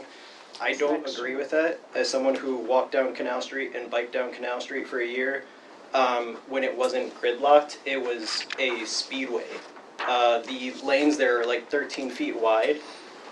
So it's not uncommon to have cars like see there's an opening and go 40, 45 miles an hour just blasting through Canal Street east to west. And that's all. Has long-range Right, speed yeah, no. bumps ever been considered on Canal? I mean, I know, I'm just curious, do anybody know? What? Can't do it because of the buses. Okay. Remember, that's the biggest issue that MTA has always come back to us. Canal's not a smooth road. No, I know that, but I'm just, like, low-grade speed bumps, I know they work in a lot of other countries and a lot of. Yeah, so they won't use most As buses. of today, they Right, go right, north-south. Right, no, I think there's no suggestion. But they go north-south. Yes, and it was new. So do you want to call the question? I was gonna say, if we could call the question on who supports the resolution. So can you just call up the numbers? James, this is for in favor? Seven. So, Yep. so Right, this in favor. 1, 2, 3, 4, 5, 6, 7, 8, 9. So Say it's everybody. that's 9. That's unanimous. I was gonna say, because are there any? Are there no opposed? Everybody? There's no public, like, cross-town buses on Canal? No. Okay, somebody said they're because of the buses. North-south. There's trucks. Okay, There's trucks. Okay, yeah. Well, then they have to slow down. Right, you're right. But That's what we let's hope. let DOT figure it I out. was gonna say, that's what they're paid Okay, for. so, So let them do yeah, it. I would ask, just as we transition to the next topic, if you're not interested in what is the Tribeca World Trade Right, Center bicycle it's also a bike path. discussion, feel free to make your way through there, experience some seats. All the time. Thank you so much, really, that was Yes, really so great. thank you all for Thank coming. you. Thank you. DOT is a fan. Thanks for coming. It's easier for us to say we don't like that idea, show us alternate options versus tell out how to fix it. No, thank you. I'm glad to see you. Just like The next asking a one, question, bicycles too. if she or Patrick or anybody has a suggestion or solution.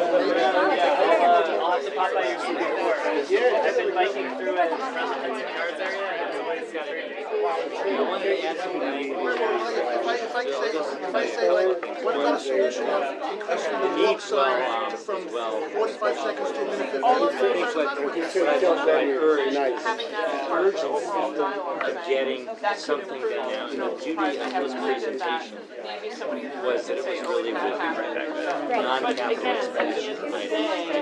He's talking about change, so I'm not talking about in general. the urgency to do something now He's the deal to meet professional. the He's needs the of legal State professional. Yeah, I don't worry about, because we talked about enforcement. I don't know about cost because they have multiple issues they want to deal with. For instance, if they want to to make buses easier to get on, if they want to bump outs for I don't need, like, some. By the way, If they want to use paint, they want. I'm one of those people that I don't know what their plans are, they may already have capital budget, they may decide There to do are people, I something. told you, when my daughter was an art teacher. Well, I would. Far out in New We Jersey. hear what she they lived in say an and area then we where we she had to interplay take with them. 30 art projects, everything from school to market. She had to, every day she had to. Yeah, no, I agree, that's why that. Then you talk about a master plan, if you talk about a master plan, it's something that can get done right now, even head rigs on the Upper West Side. Get this done, get painted, the curbs on them later. We can wait. No, you have made a good Get point. action right away. And if it's, yeah, no, urgency will definitely be in there, so Good. they see. seriously dicey. Thank you. The canal, it was terrible. Yeah, so I really wanted, I was hoping to get through, we have two more things to get through.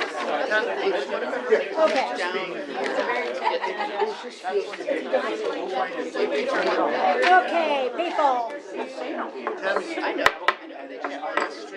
Thank you. We have, we have people who are waiting a long time. We have two more items before we can get to it. So let's try to move on to the next one, which is Tribeca World Trade Center, which is a proposal we had last month, a month ago. Can you close the door, please? I'm sorry, but what number are we on? Do you mind? Three. Closing? You're only on three. I mean, I hope they. We've only made it to three. Yay. This is the same thing that the guy came last month, right? Right, there's a resolution about the presentation that was done last Do you month. have a map for it?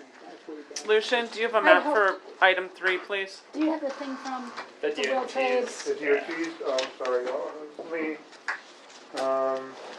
give me So you 1 can see second. the Varick You guys Church. go background. And then the crossroads at Greenwich. And I'm just so not a Bieber fan, just saying. Okay, well, to get speaking while, well, we get a photo. What I did was I listened to the tape 2 or 3 times, at least twice. And there definitely was a consensus that played out when I listened to it over and over. So I put together some things that I heard as very thematic, and nobody saying no to it. But easier, that give you something you can respond to, and if you say, well, I should have said no, you can do that now. Resolves, the whereases. Upgrading the north-south bicycle lane on Varick, West Broadway, and Church. Those were the 3 paths that were the north-south, where they were putting the parking lane and moving them from in front of the bus lane to the other side of the street. The parking moved to protect them, so they're protected by the parked cars. So to move them from in front of the bus stops will better organize how those streets are used and will improve cyclist safety.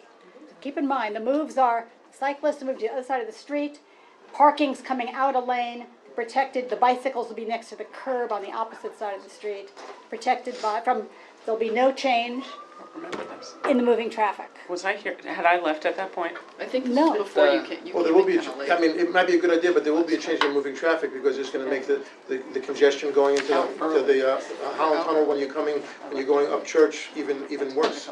No, actually, what it was, Because there's still that major construction thing on like, On the east-west streets, or? no, north, going north on Church, there's a major, like, right around Worth, a few blocks before Worth, and right, and they said don't worry about they'll worry about the construction. But the plan, what it actually proposed doing was a minimal loss of parking, which they gave, it was different numbers at different stretches. It went from like half a parking space to 2 in some areas. Right, it was only at the edge. And it was to move them away from the corner. Why? Because the parking, if it goes right to the very end, the bicycles can go there, but then you can't see anybody on the sidewalk. Yeah. So they have to set back the parking a little bit from the corners for visibility, by pedestrians and by the drivers. So they're going to minimal loss of parking, shorten 1 left turn lane. It was a left turn lane off of Varick onto Beach Street, to be specific, and there was no loss of through traffic. So that is, in a nutshell, what they're doing. So nothing very significant in terms of negative or big changes. Whereas placard abuse routinely results in traffic congestion and double parking on the east-west streets where traditional bike lanes, the paint only, are being put in. That was Murray the Warren. what, I'm sorry? The placards About the parked in placard abuse. That was a concern that was brought up. Right. How can you do that? Well, whereas the placard abuse be added, it'll be important to improve curb management and placard parking enforcement so there will be more likely to be a proposed bike lane be clear and safe. Can we put that in the therefore be it resolved instead of the whereas? So it goes to DOT with a note to NYPD so we can actually seriously say we want enforcement? Because DOT frequently tells us they can't control enforcement.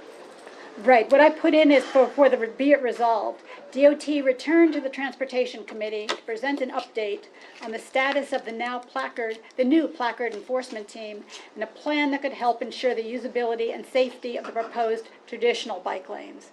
Again, we're not concerned about the new ones because the parking cars are protecting them. This is the one where they could park over because they just paint. Is it possible to put in something about NYPD enforcing the rules in the new parking plan?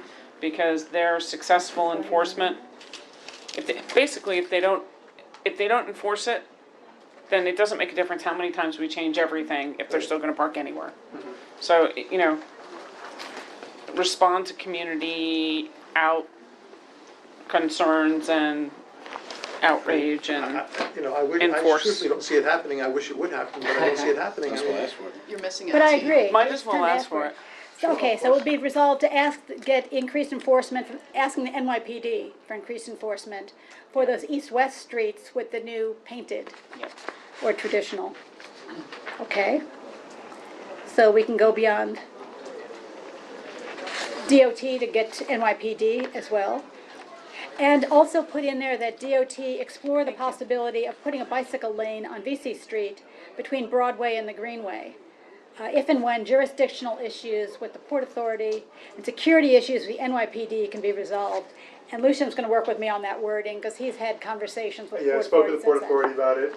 They're not opposed to making east-west corridor out of Vesey Street, but there's still jurisdictional issues, especially with developers, so there's Tower Two.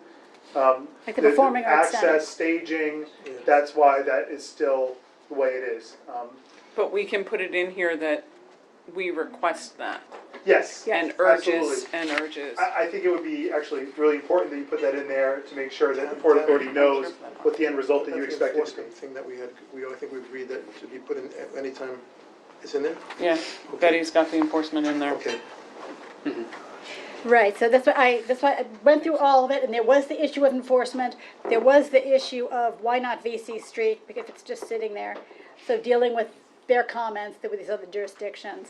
Like I said, Lucian looked into more of the details for the wording, and we'll work on the final wording of that resolve. So, I guess To reflect what he just said. one of my questions about that was if they got Vesey Street as an east-west corridor and protected, would that negate the need for Murray or Park Place?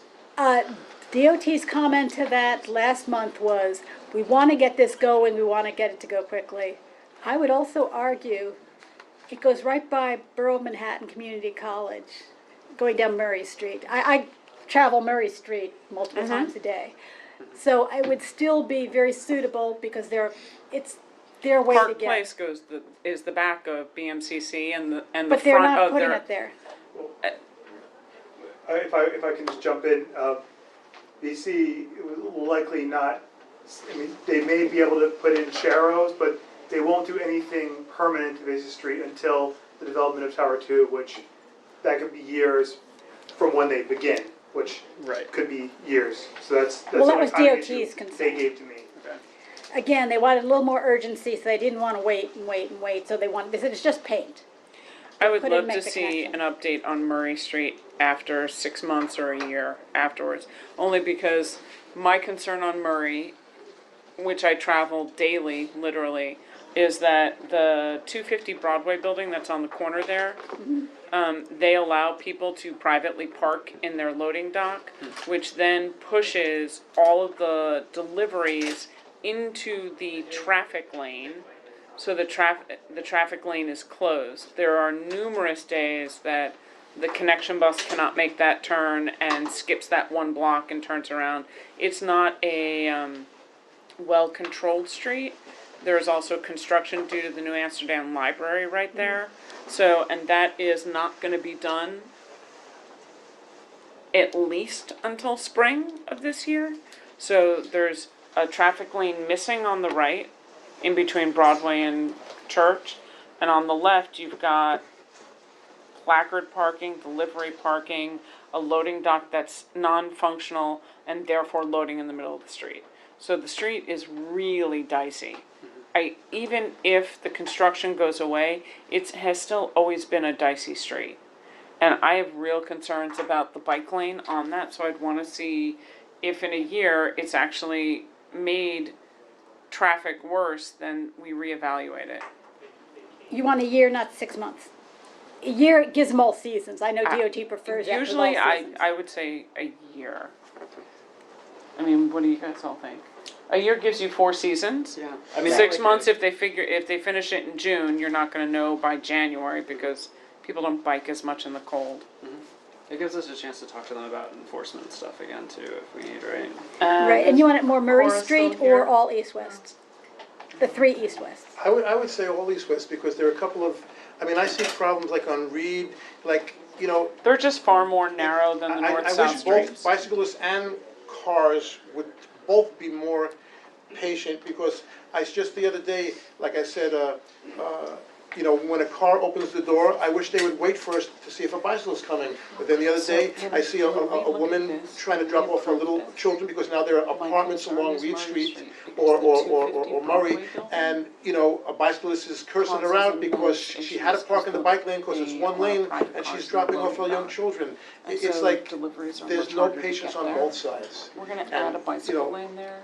I think, really need yeah, the I mean, government the building to east-west behave ones I think are what we all have the most concern about, so I'm like, bringing It's that just back one- for the year, I think would be nice. One lane. So we can. Yeah, then we could ask them to come back and Unless to everybody assess would be more problems. patient on both sides. Correct.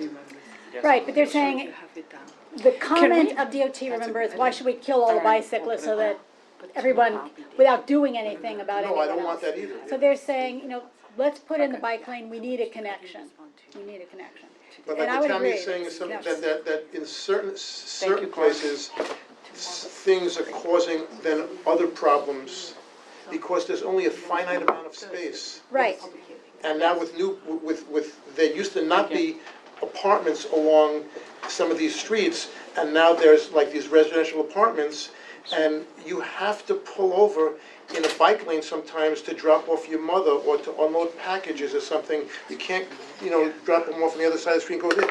And nobody on all sides is being understanding in general, Well, we can take a look at it, So but that's why I think actually, we should take a look at it, all of that. Yeah, no, so I put that into, that they return in 1 year to report the effect of the east-west bicycle lanes have on traffic in that general area. would you be comfortable adding a whereas of the concerns of Murray in between Broadway and Church due to the construction on that street and the loading concerns for the governmental building? You could be nice and call it the governmental building. Betty, can I just ask you one question? And it might not be doable, but when the protected bike lane, that's, most of the time, that's. The north-south ones? Yeah, let's just say on Church. Every couple of years, the construction changes from side to side.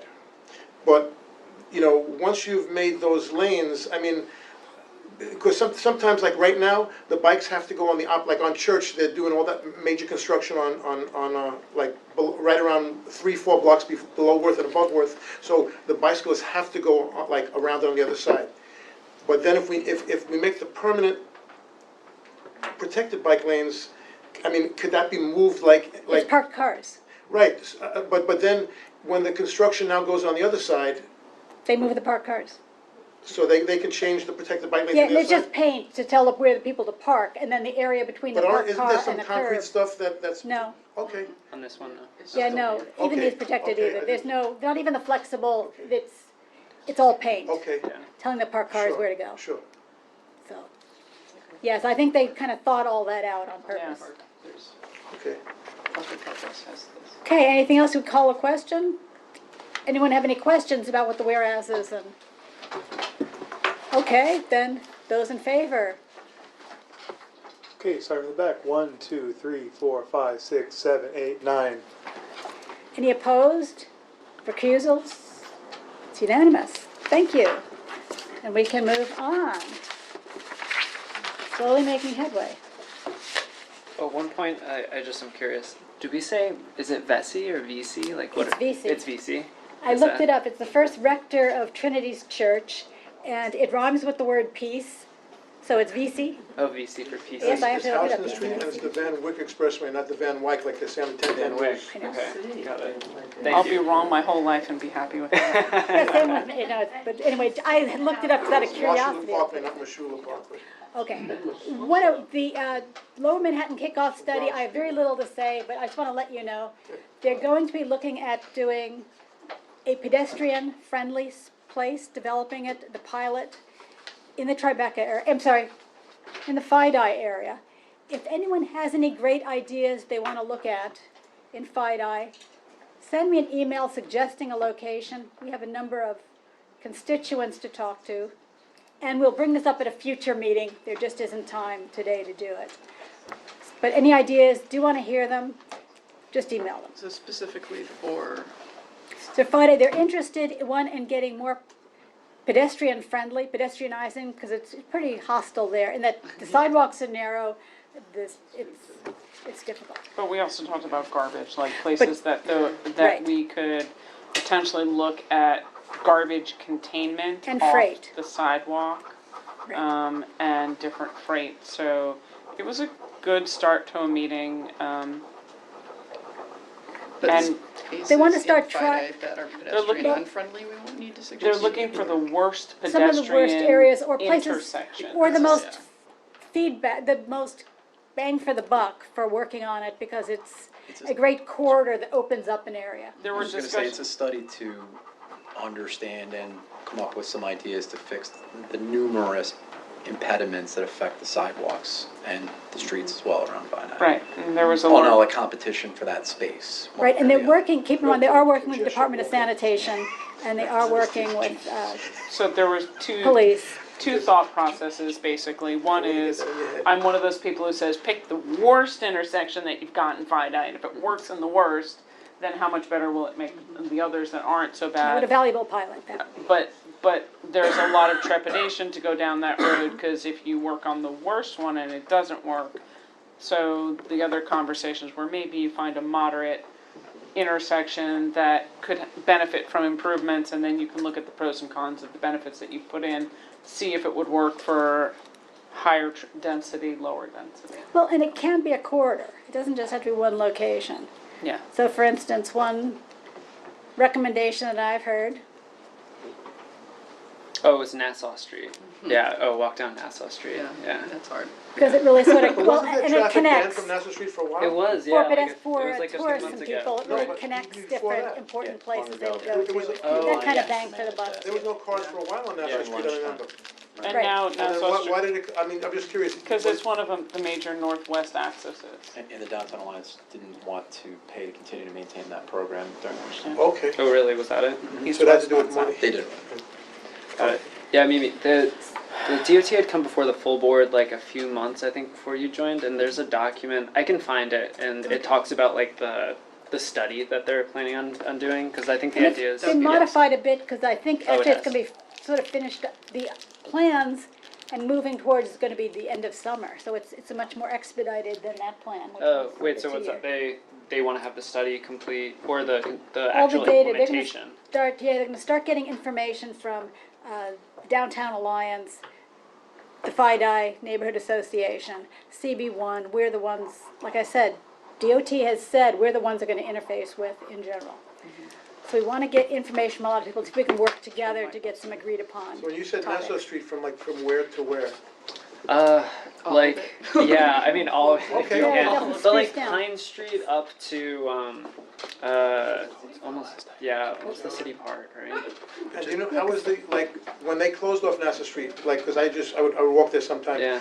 How did that affect the surrounding traffic? 'Cause Yeah, that's a good I question. I don't know. What's interesting is that they actually did like a winter streets, or what was it? They had actually shut down the street, so I'd be curious to see if the DOT I mean, most people noticed don't drive anything there when they So shut down that street. Downtown Alliance had reporting businesses that some were very unhappy, Oh, really? some had negative impacts. Okay.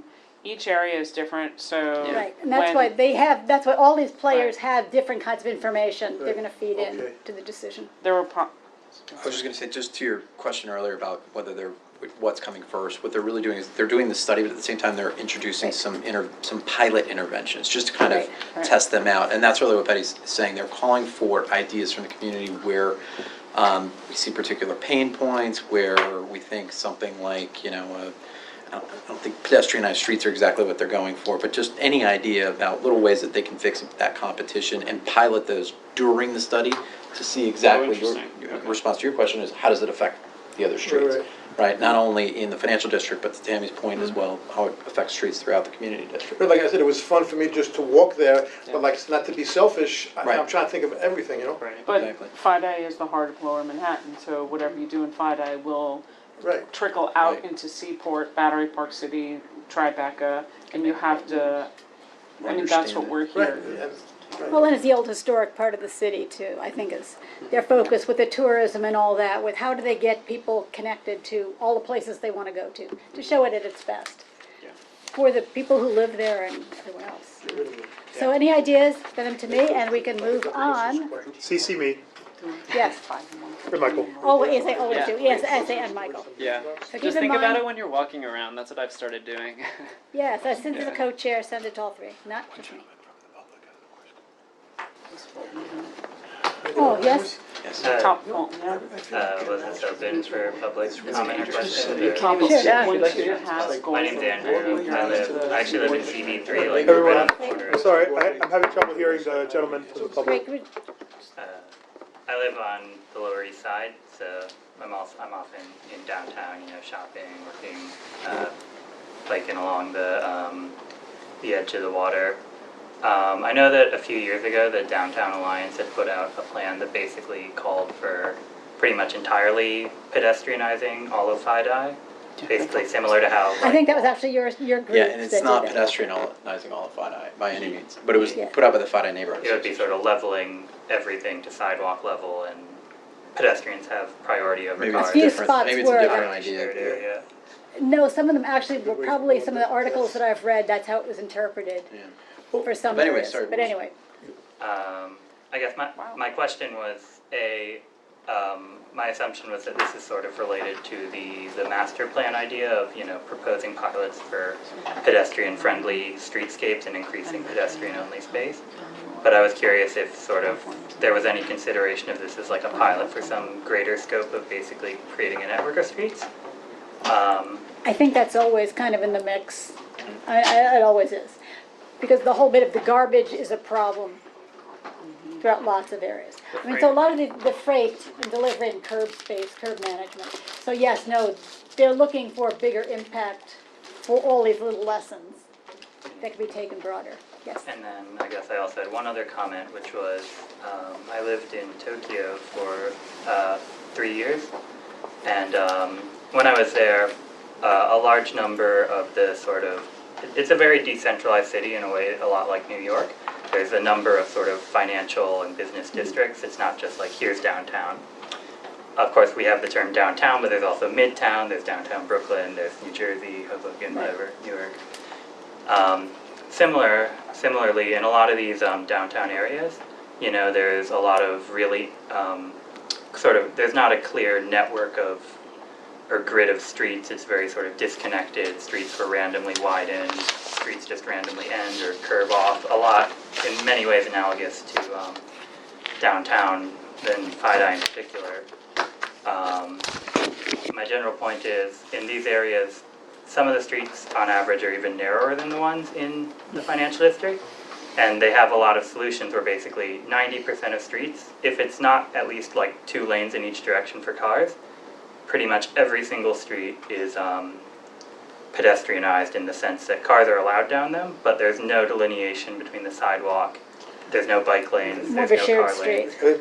They don't have alleys, so they put their trash right in the middle of the street, just like in New York, but I think that in that sense, they also have 1/3 of the pedestrian injuries and cyclist injuries and motor vehicle injuries of the US. So I think my main point was that would be a good model to look for analogous solutions from other places like that. Can I just address that? First of all, I'm biased, they're a superior civilization to us. I've been there many times, and first of all, if you can get everybody in Fidei and Chinatown to not cross against the light and obey every single law, and that's why there's less pedestrian deaths, there's less bicycle deaths. There could be no cars on the road, and people wait till, people wait till the light changes. It's just a different culture, and unfortunately, I wish it would work here, but that won't work because there'll be more pedestrian deaths. I wish it would. I love that place, but that's why it doesn't. It's a different culture. Okay. If I can Yes. respond to that. I just want to get everyone to speed, because I say it's already 8 o'clock. We have 2 more things to do. We have people from out of state who've come in from Pennsylvania. We have a guest speaker who's coming. I hate to delay them any longer. Quickly, a point of information.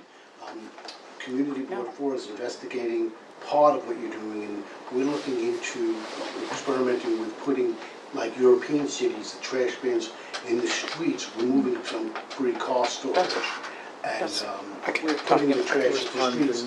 And Madam Chair, you talked to Mr. Tay offline at some point to get further. On the record for supporting Yeah, no, I will, and in fact, they're already discussing that with this project as well. Community Board 1's on the record supporting that very thing as part of our budget requests. Okay, let's move on to Klein Transportation and the curbside permit application. The first one that I've seen, I will volunteer that information. Okay, so you can have this spot. So this is for an intercity bus.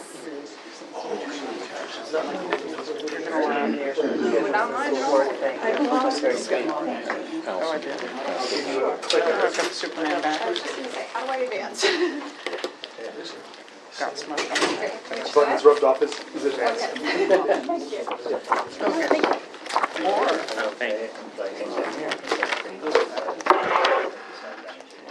So my name is Allison Klein Sherman. I'm from Klein Transportation. We're based out of Pennsylvania. My assistant here is my dad, Wayne Klein. He is the owner and president of Klein Transportation.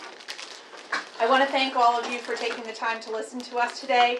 I have printed copies of our presentation. I'm going to try to do a little bit of an abbreviated version for you. Thank and you. then at the end, if you have questions, I'll be happy to answer them.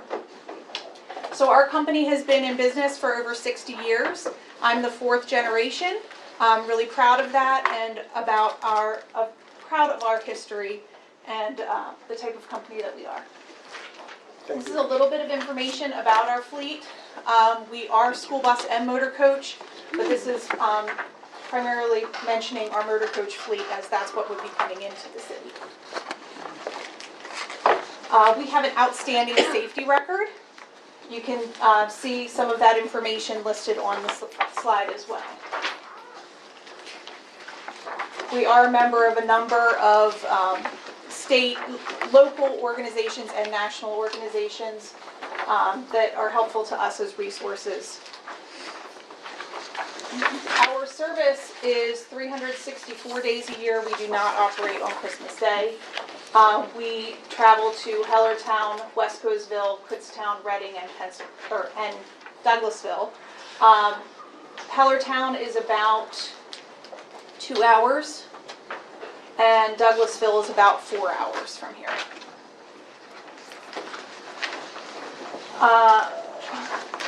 This route was started in the early 1970s. The company that was doing the route is no longer in business, and we started doing the service along the same route shortly after they closed.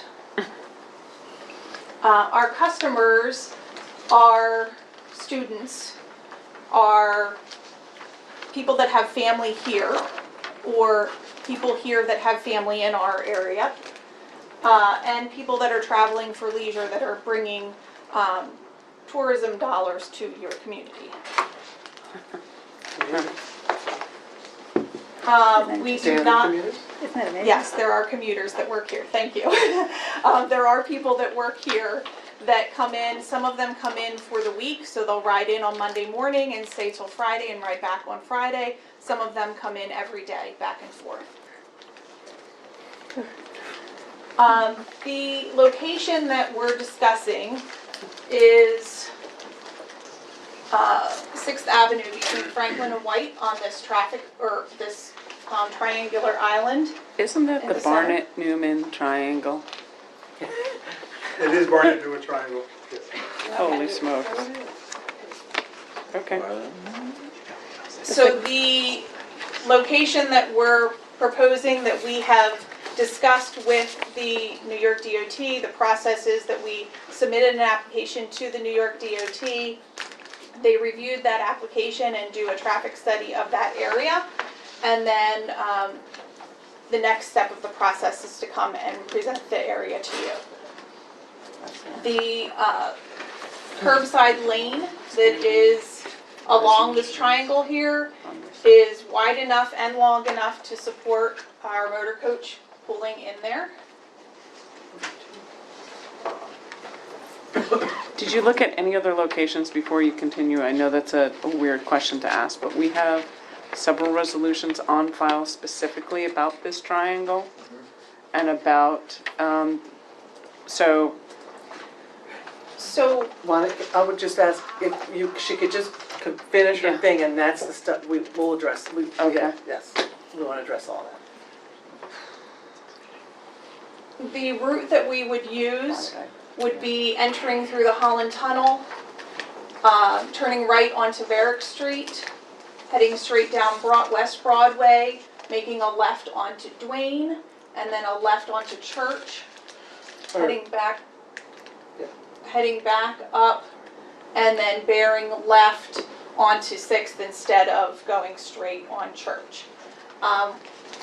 We reviewed the streets in the area coming down from the Holland Tunnel, And we felt as though this Duane Street would be, it's wider than some of the previous streets and would be a safer turn.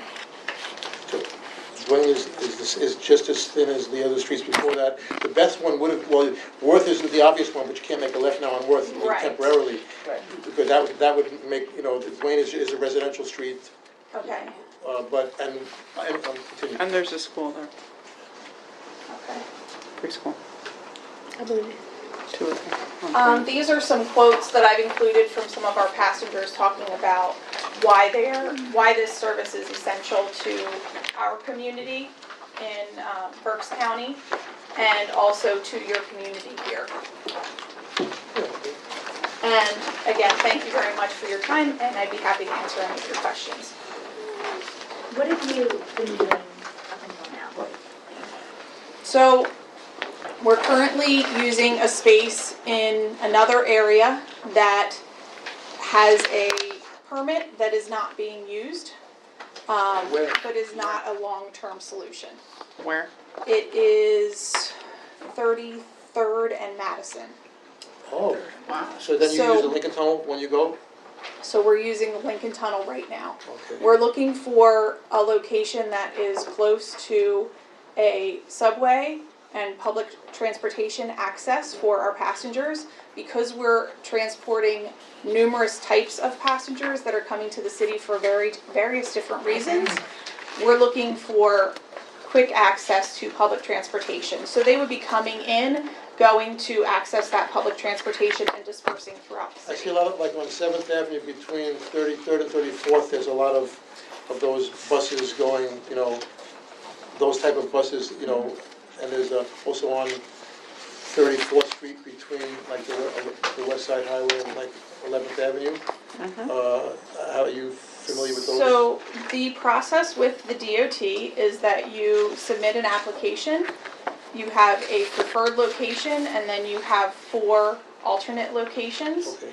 This location was one of the locations that we applied for, and it is the location that the DOT has deemed as a viable location. Was this your preferred location, or was this one of the other 4? This was not our preferred location. What was your preferred location? I was curious.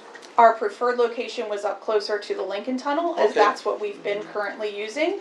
However, this was an alternate location because of its proximity to the tunnel, Right. the Holland Tunnel, quick in and out, that we're trying to be as least disruptive as Sure. possible.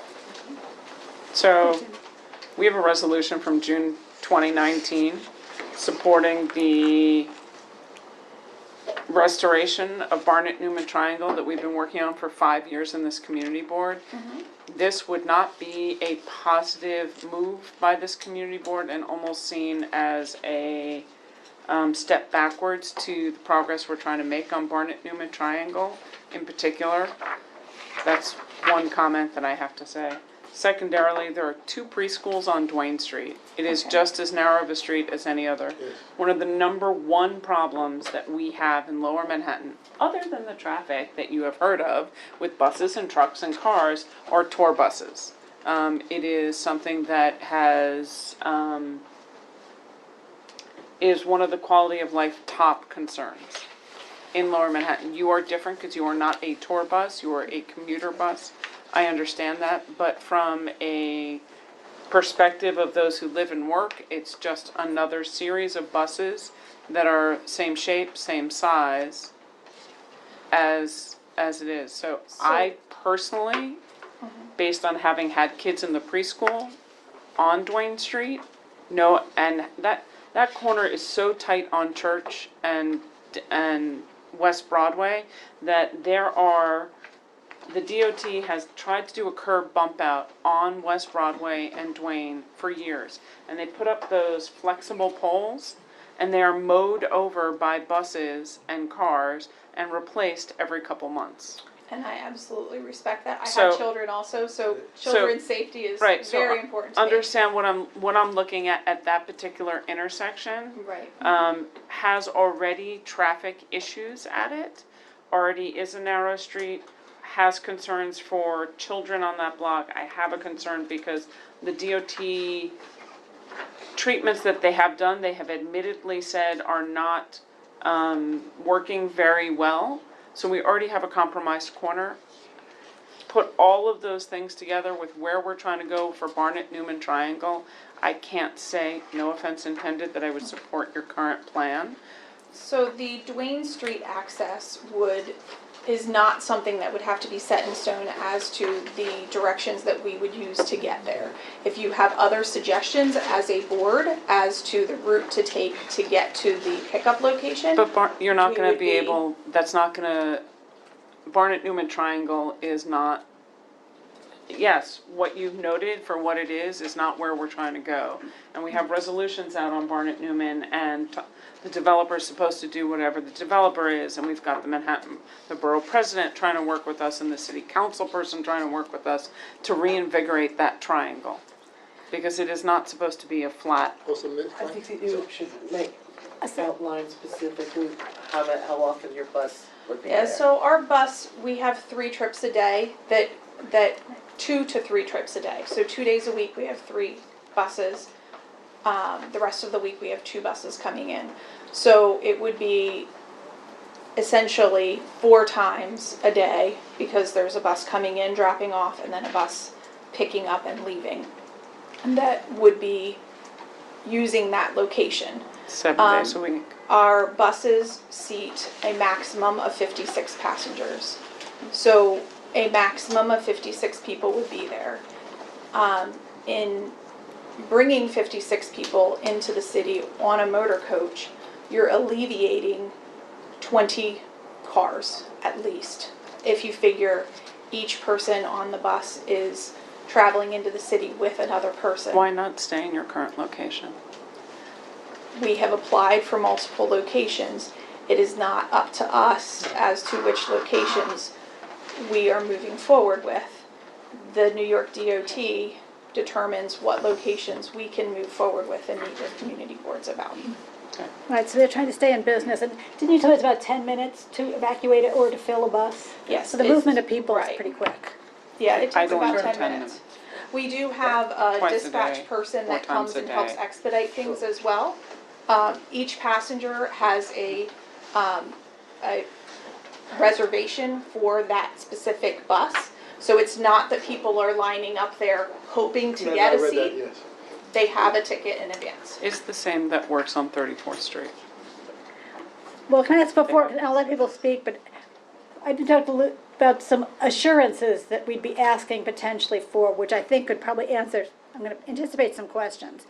One such as keeping the area around the stop clean, because I know that's always a concern. People discarding things, waiting for the bus or getting off the bus. Sure, I mentioned you'll see in the presentation that we clean our buses after each trip. So we have trash receptacles on all of our vehicles. All of our travelers are familiar with that and accustomed to that, and know that as soon as they step onto the bus, there's a trash receptacle for them to dispose of anything that they have. Another assurance that customers not block the sidewalks. Again, it sounds like you have them moving fairly quickly, but would you be able to assure that you don't have people waiting a long time for the bus and or get them to disperse when they get off? So You we can't guarantee that. We do have a program? dispatch person at the site that helps expedite the loading process and also helps with organizing the passengers as they wait. Would you also agree to no idling? Yes, While they're in we have place. that policy. Okay, you have policy. Mimi, and then we'll go around the table. There's a bike lane there. Yes, there is a bike lane there. We have our drivers trained. We do training on site. We have a mirror monitoring check at our location prior to each trip.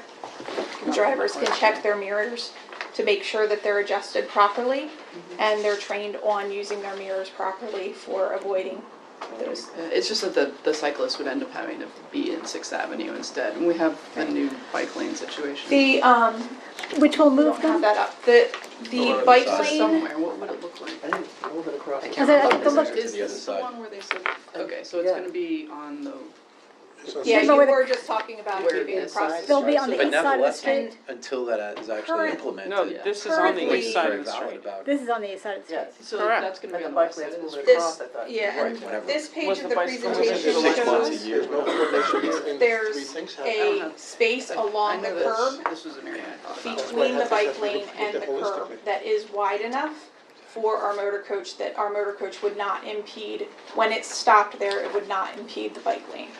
Yeah, no, the thing we just voted on is in fact they're moving the bus lane to make it protected to the other side of the street and moving the parking lane to protect it.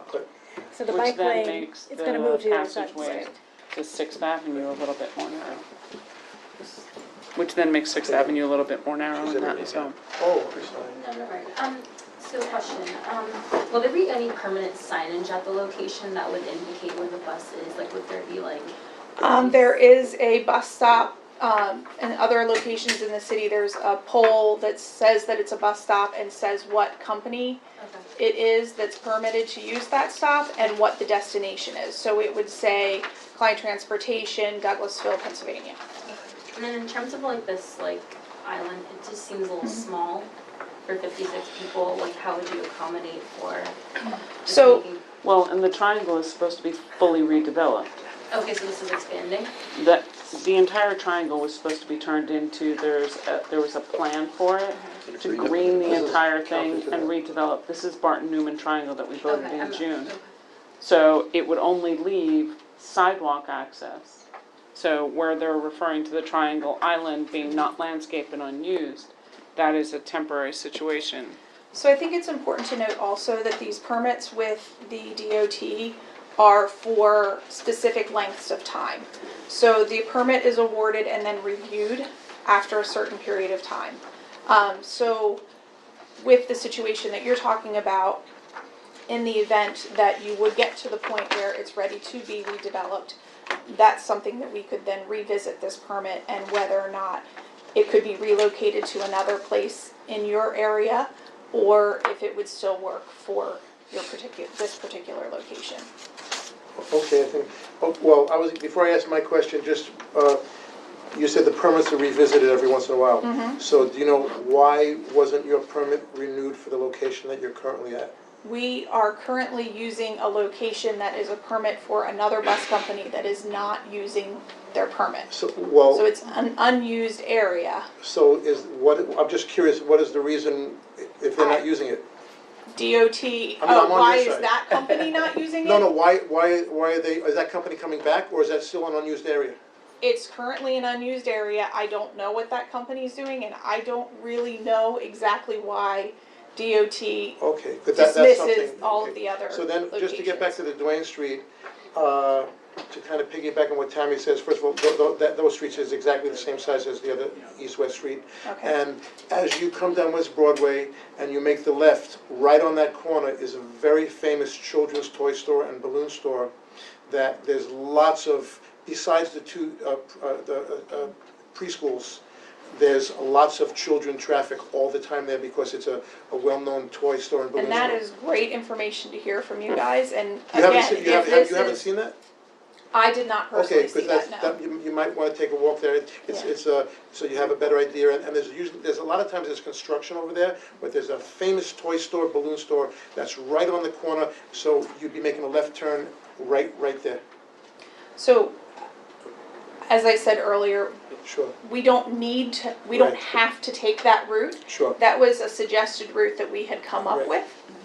But hearing feedback from this community board, being more familiar with this community, we would absolutely be Stupid open workers. to other suggestions Okay. for a better route. Yeah, Do, Elizabeth.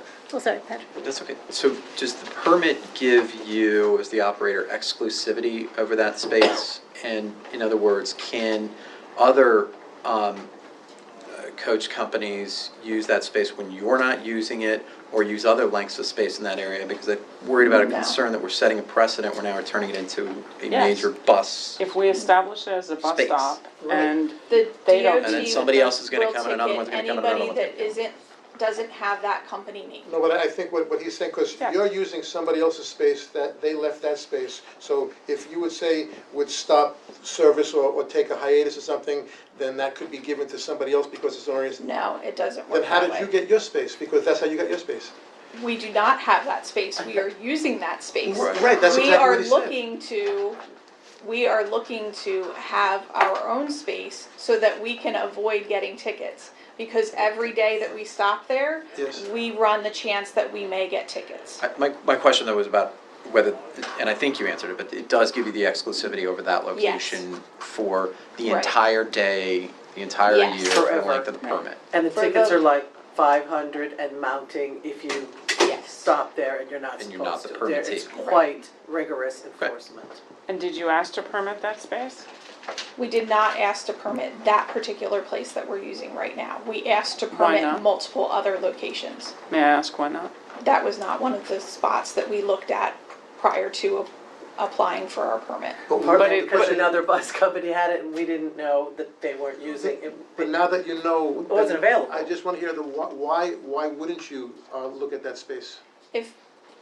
If we need to look for other spaces, we will look for other spaces. We're at this point right now because the DOT told us that this particular location was, according to their studies, a viable location. That's We are why, looking that's to- why I don't take for granted that they're the experts all the time. With all due respect to everything that's gone on today. I sort of find it, no offense, not. And that's not. I feel like DOT set you up. I'm sorry to say that because we've been on record for so long about bus problems in Lower Manhattan, all over Lower Manhattan, with all kinds of bus problems, that I find it really sort of surprising that they would suggest It's a sort of route. galling that they would, It I mean, isn't. waste your time and waste our And time. you guys seem like great I mean, operators in it, you know. And we So want we- you we to are- obviously thrive in your business, you know, we Yeah. wanna see you make money, but it's, honestly, it's not appropriate for our neighborhood, this bus stop. And, I mean, I just wonder, what is the process like for you to go back to DOT and say, we need to. Our find another first space? application was submitted a year ago, over a year ago. It has taken over a year for us 3 to other get to this locations. point. I So sympathize. sorry, yeah.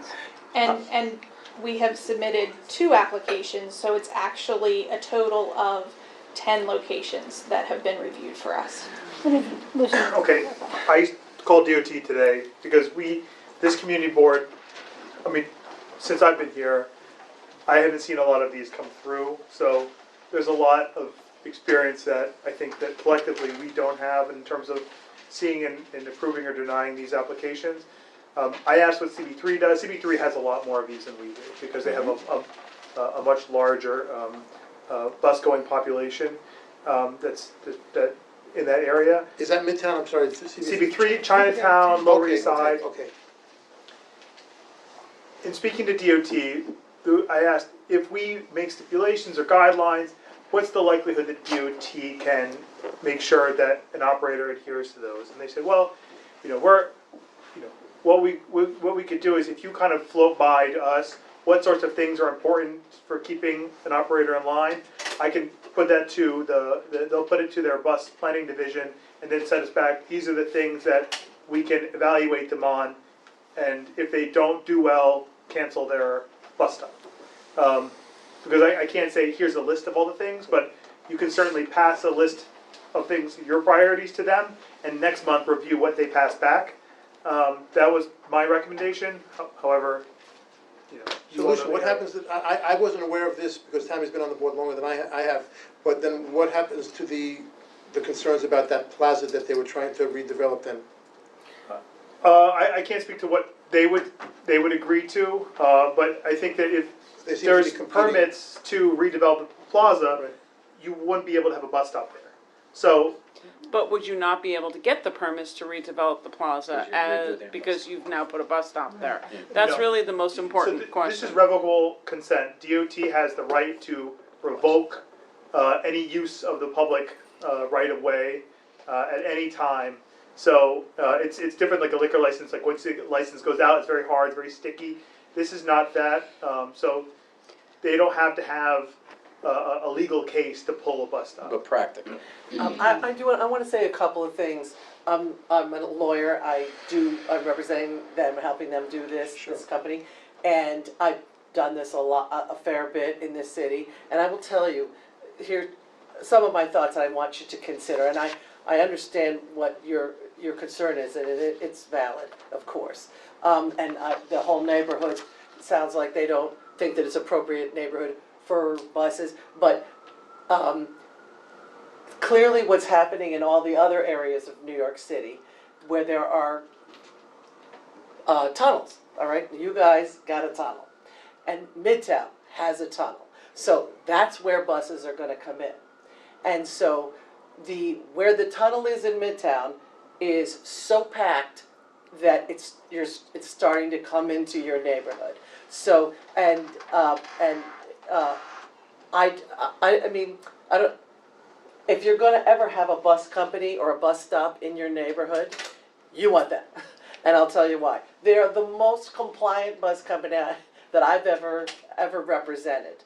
They are only here, if they did every stop that, if they did all of their stops, I didn't go to mat school, I went to law school, but it's about an hour a day. Because if they have 4 stops and they're loading for literally 10 to 15, or loading or unloading, loading is slower than unloading, they're literally gonna be there for like 10 to 15 minutes, 4 times a day. And where does the bus go after, after the 10 or 15 minutes, the bus doesn't? You're right, they're not gonna hang They there. cannot So stay, where- we where do do they not go? stay there. Where do they go? We go to one of the approved, DOT-approved parking locations in the city, or we leave the city and go to New Jersey and park. So what I'm saying is, and appropriate to your question, I can't remember his name, so I'm just pointing to people, but if you get these guys 4 times a day for 10 minutes, you're not gonna get anybody else around there, or certainly at that stop or anywhere near there, because you're gonna have them. This stop cannot be used by anybody but them, and because I do represent bus companies here, if they stop, if anybody uses their stop, well, first of all, they would write a cease and desist letter to them. And they would also call DOT and say, somebody's using my stop. And DOT's there like that, and they ticket, 500, and then $750, and then $1,200. We don't have that experience, quite frankly, in Lower Manhattan. Talk to me. I'd love if they actually enforced the parking rules and the ticketing rules and the idling rules. It's just not, living over by World Trade Center with a flux of buses, She's doing a good doesn't happen. The only thing I'll say is, you're a very good lawyer. Thank you, but what I really am is that, I mean, I know, I won't go into everybody I've represented bus-wise in the city, but I'm telling you, getting a bus company that's here for 4 times, because I do think, and I mean, I can't be, the DOT is a black box when it comes to this stuff, and when people want me to get my help, I say like, I'm gonna help you, and I'm gonna really, do my best, but it's a black box, as you can hear from what Allison's saying.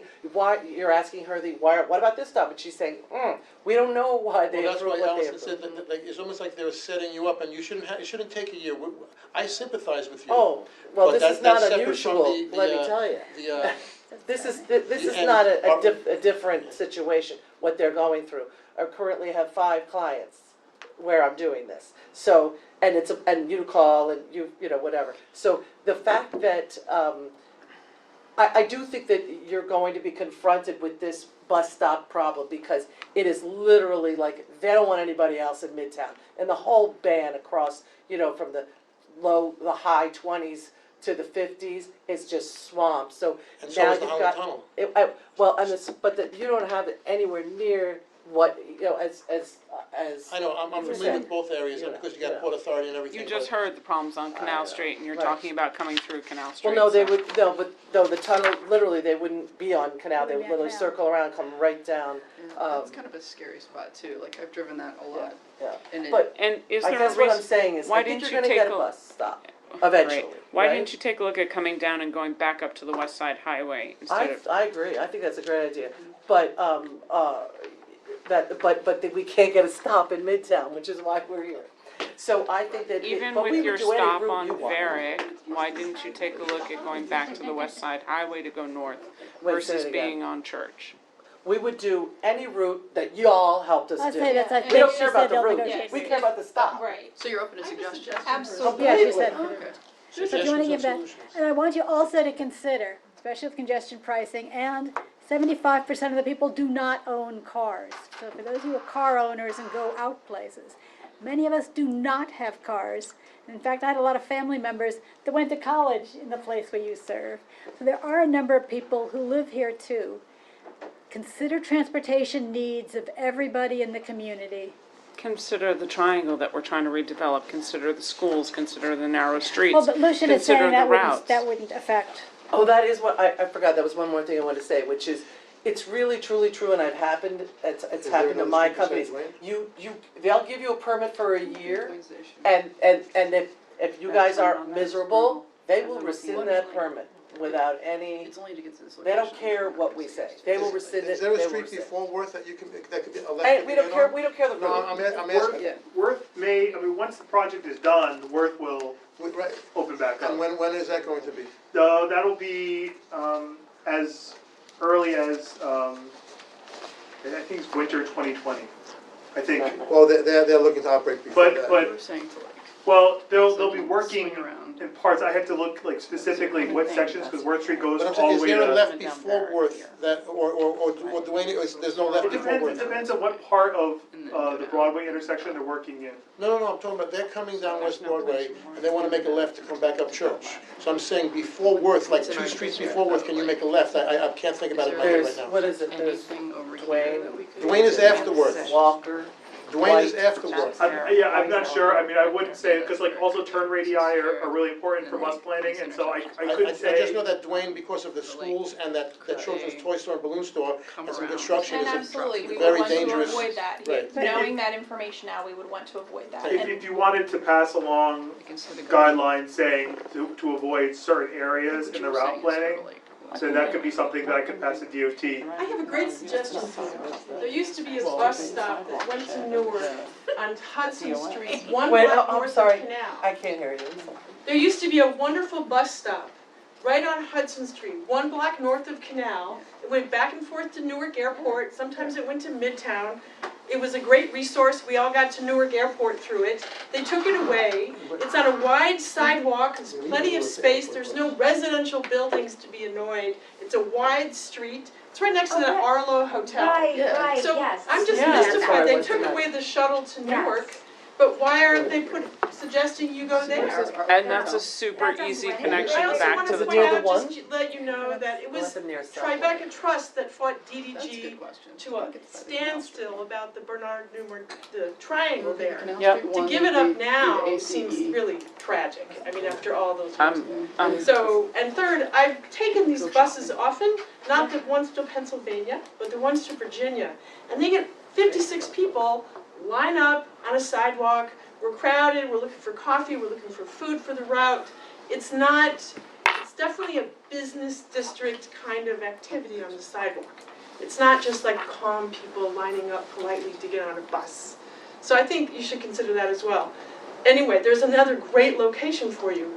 Why DOT told you this one is a mystery to me. Right. Well, perhaps we could ask him, or you could ask for us, like, you know, we hear you, DOT, and these are our thoughts and opinions, and at the meeting it came up that this other spot, you know, again, my thoughts. So you have to do a resolution on this, correct? That's DOT wants my to thing. hear your comments on this. Well, how does that spot sound? I would propose alternative locations.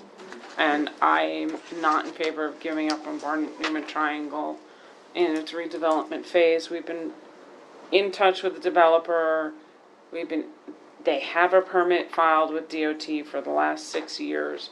We've been working on this. It's so much riper now than it was a year ago even, that I would suggest the Hudson Street stop. Can I make another suggestion? Because I think that's a perfect, I understand your point. But perhaps in the resolution, that you say whatever you want to say about our stop and talk about the other stop, but also say that if they were to give us a temporary stop here, that that we would be willing to be relocated, because then that would push it back on the DOT. Like, in other words, if the Barnett thing started, or was about to start, or whatever, and that they could see that there was this promise that, and I know this company has no problem doing that we would move as soon as you wanted us to, essentially, that pushes it back to the DOT, because once we've got our stop, they've got to find us another stop. But once you have a stop, it takes the pressure of them Not even to, opening doors. Well, is that a DOT issue, the Barnett Yeah, not Triangle? you guys, it's, but the DOT, the less work that they have to do to, like, we already got to stop, the hell with them, you know what I mean? Well, they've moved my clients around a lot because of all manner of construction. And is that a DOT issue, the triangle, or is that a parks, or what is that? Yes, is the Yeah. answer on that, is yes. And Well, anyway, the that was just a developer had filed paperwork with DOT. The project is literally just waiting to be funded. The developer said that they needed to finish the construction of their buildings before they did the triangle. And there's been so much dialogue in the last year that. That spot just seems to be All a right, win-win. just to move the business along, because Right, so yeah, we're Okay. well behind. I personally, and again, everybody has their own opinion on this, seem like lovely people and very good business people and a surprisingly nice lawyer. But, hey now, sorry. But I would respectfully request for you to look at alternate locations. Something that, even if you came out of the tunnel and you took a right on Canal Street and you were able to work around the salt shed that was right there, which I think is, the back of the salt shed has a right turn as well. Then you could loop back around other places that would not impede on the work that the community has already been trying to work on and does not take you through the narrowest streets. Tell me, of the just district. how about just to focus on that location? Does everybody seem to think that that's a decent alternative? But listen, it's not really even up to us to name, we can name or suggest. But the point of this whole thing is either to accept or turn down this location. Yes, the main thrust is for you to give DOT feedback on this proposed location. However, you could always let DOT know that perhaps they limited the scope too much and that there needs to be more proactive planning if demand for bus service does seem to be expanding to the point where we'll be seeing more of these applications. We would like to accommodate it more proactively than Well, listen, reactively. is there a reason why we can't mention as a suggestion that location? No, nothing Oh, yeah, keeps you certainly from doing can. that. They would certainly look at it. I know that, like in the Youth and Education Committee, Tricia wonderfully always suggests like different options for Yeah, different you places. can say, we love the sound of this company, Okay. we really hope you can accommodate them, that maybe at this location would be more suitable. Okay. We'd like it Something if you to that said you effect. liked us. Okay. Yes, I love that you said you like us. But isn't the bigger point to say that, it's not so much in CB1, it's that location? That's why I'm trying to narrow down what people are really saying. I think it's a combination, it's a combination of where in CB1, right? It's not that we're saying, So you'd be open to other location potentially. if we can find a location that works. Such as, and then maybe put that one down. That one's actually in CB2. But it's so, but it's That's so. right, that's not You know, it's adjacent to the Holland Tunnel. Not this specific Or in front of location. Spring Studios, I say. Right in front of Spring Studios would be Very a fantastic location for a But that has bus. great access to the Holland Tunnel also, so it's kind of like, even though it's technically not in our community board, it's right on the cusp, and it has Yeah, it's direct, right direct there. access to the Holland Tunnel. DOT knows no boundaries. What, is it True. near a subway? Yes, it's near Promise. It's right, it's about 1 block from the, what is it, Canal. Isn't it near Canal That's the Street one now, entrance? ACE. Yeah. Yes. Or the one, And then the one, that's just another 2 blocks over, like, Sidewalk. there's like 4 or 5 subways within 2 Yeah, blocks. like AC, yeah. Well, we wish we had that flexibility. I wish I was running DOT. To Yeah. be honest, they just Me don't know what too. they're doing. I don't think so. Yeah. I talked to the It's a commissioner. it's a and thankless job. I should say, they don't always feel that way, yeah. Yeah. Okay.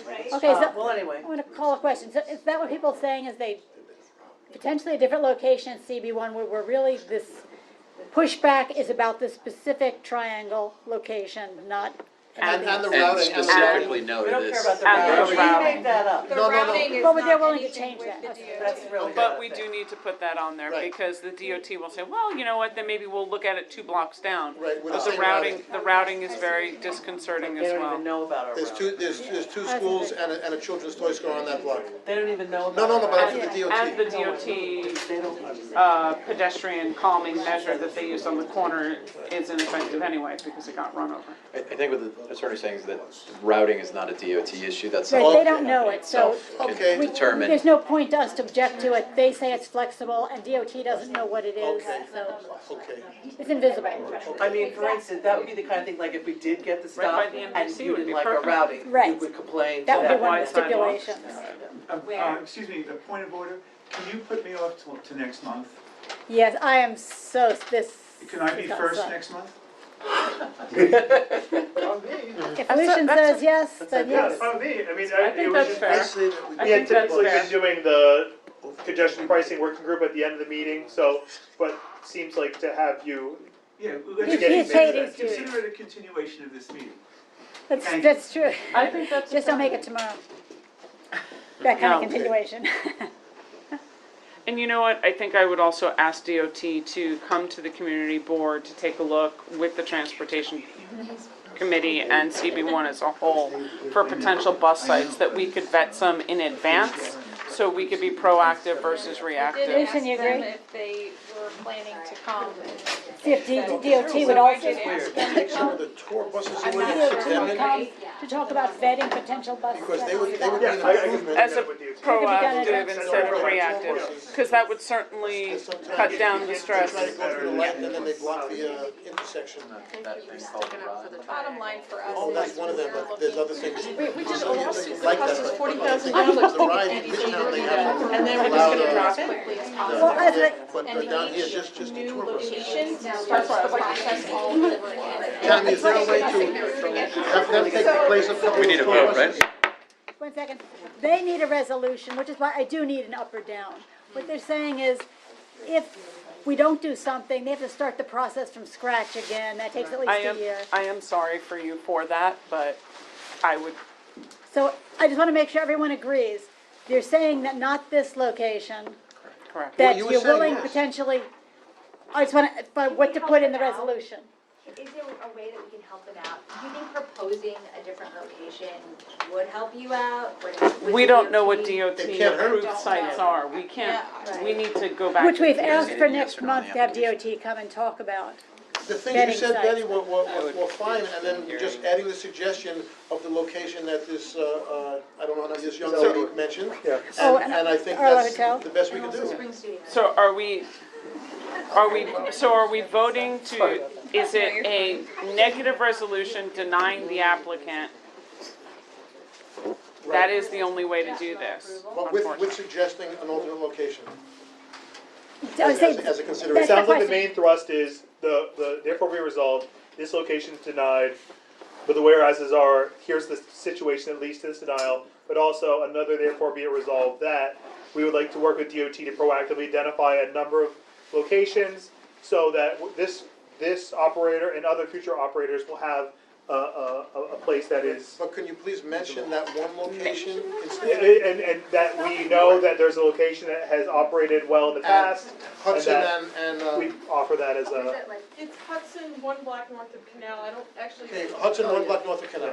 Yes, Because if we just say we recommend them to look at other locations, now they're starting from the scratch. next thing you know, they're gonna be Right, down. so if we give them a suggestion, then it's like one easier thing for them to, oh, you know, Well, one way to handle it potentially, like we do in the land use committee, is to make it a no unless, and then make the unless that they get a, conditional. No, because that location's not Well, right, period. I was gonna say, that's, So there's that's no why I want to coming make back sure to they're that saying location. they're So not no, even it's a hard no, temporary. right. Yeah, because this process, DOT has so much latitude to start it and stop it, like unlike ULURP where like the Yep. clock is moving and so we have to just. we want to help them, so put that location in writing and. Yeah, I mean, if they could give them a permit right at that location, which has been a bus stop before, Then they know we're in favor of And it that because should we're be pointed suggesting out. it. Yeah, that has been a, It's very site-specific, well, it's site-specific. is the but it's agenda. also For been this a bus app, stop. Yeah. So is this. So we can add a whereas that the committee believes this is a good operator. For clients, yeah. Yes. Since they went out of business with the clothing store in the Bronx many years ago. You're not related, huh? It was a good Not client. related. Sure they are. We're all related, all the clients. Or the bungalow in So are you calling the question, ma'am? Yes, it's kind of an awkward question, because you're just asking, It's Hudson and Dominic. Yeah, thanks. Oh, And is thank it you. east side, west side? Of the street, this stuff. I guess you're calling the question is to refuse this location. Yes, Well, the they're resolution saying would it was be a bus to stop. And refuse that's this in location. favor of And then refusal. I think it would Yeah. look obvious. So it's those in favor of refusal? Refusal, correct. Oh, yeah. Okay, keep your hands up, please. 1, 2, 3, 4, 5, 6, 7. 7 in favor. Opposed? Opposed We or like them? recused? How many opposed? I'm sorry, Betty. And recused. I'm sorry, how many opposed? Abstain. Abstain. Okay, 0 Abstain, opposed. I'm also abstaining. Okay, so you're abstaining? Yeah. You're abstaining. And I'm sorry, what was your vote? Pro In against. favor, Yeah. okay. Yeah. So 2 Who's the abstentions. first? Pro against. Yeah. Sorry, Favor of the So you can negative do this resolution. reverse. sorry. But I really We'd hope like you to get that find you a good location, location, because just I not think that. we'd be in favor if you come back, like that location. can find a it'd be good win-win. location. You said you had to name 3. We had to 4, I'm name sorry, 4. So you have five other ones, each You've- application, we had to name 5. so you have some others that are still, They Being have looked at. denied all of the other locations. okay, they were the last ones you're You're coming the to. last one. Will they allow you to substitute? And you know how you Photos? talked about you're not allowed to park at other people's bus stops? We're getting $500 tickets. That's terrible. So I said, are you allowed to substitute?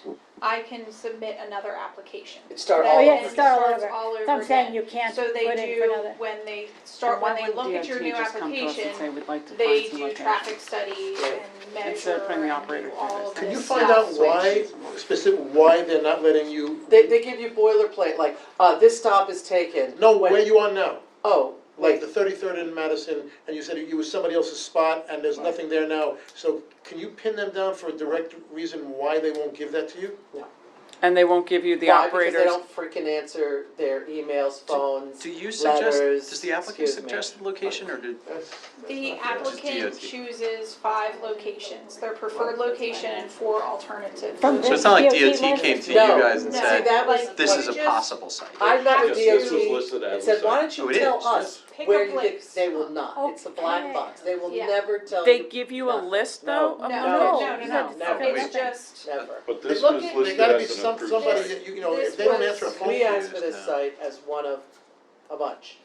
But Who they will told you it never was an suggest. approved- you're entitled to. Who told you it was I mean, an you're a approved lawyer, site? you should be We able to couldn't have find got the here features. if It they is, had it approved meets of the their, site. it meets their requirements Right. for bus turning, This is space as far as below. we've ever Ah. gone. But does it meet the community requirements for you This is the understanding second the thing. give and Yes. take? So there It is would be really sim- great if for we could work with DOT to find some places that were efficient and safe and could be acceptable. And they could That be are- given as a list of these vendors. If they could take That's away right. one of the double-decker tour buses, I would put you in the slot right away. Yes. Especially if this is gonna come more often before us, it'd be nice to have I DOT agree. either give Well, us that's why some they're sort gonna of come. presentation Yeah, this process about with what the the We're cars asking process them is to like, come in, cause if we can help, yeah. Sorry. as well as to spike, look for some I potential do spots. really appreciate all you take this time. Sorry. You're going to, No problem. they're on Thank vacation you. tomorrow. Thank you. No, believe me, no, it's not, Betty, are you adjourning the meeting? no. Yes, everyone, Thank you. adjourn. Thank you. All right, see you everybody, bye. Thank you. So you can't go to, is there any office in DOT that you can, since they're not returning a phone call? It's called the Bus Stop Management Unit, feel Patrick, free. welcome. That's who I Yeah. deal with, you can talk to them. Huh? Thank you, everyone.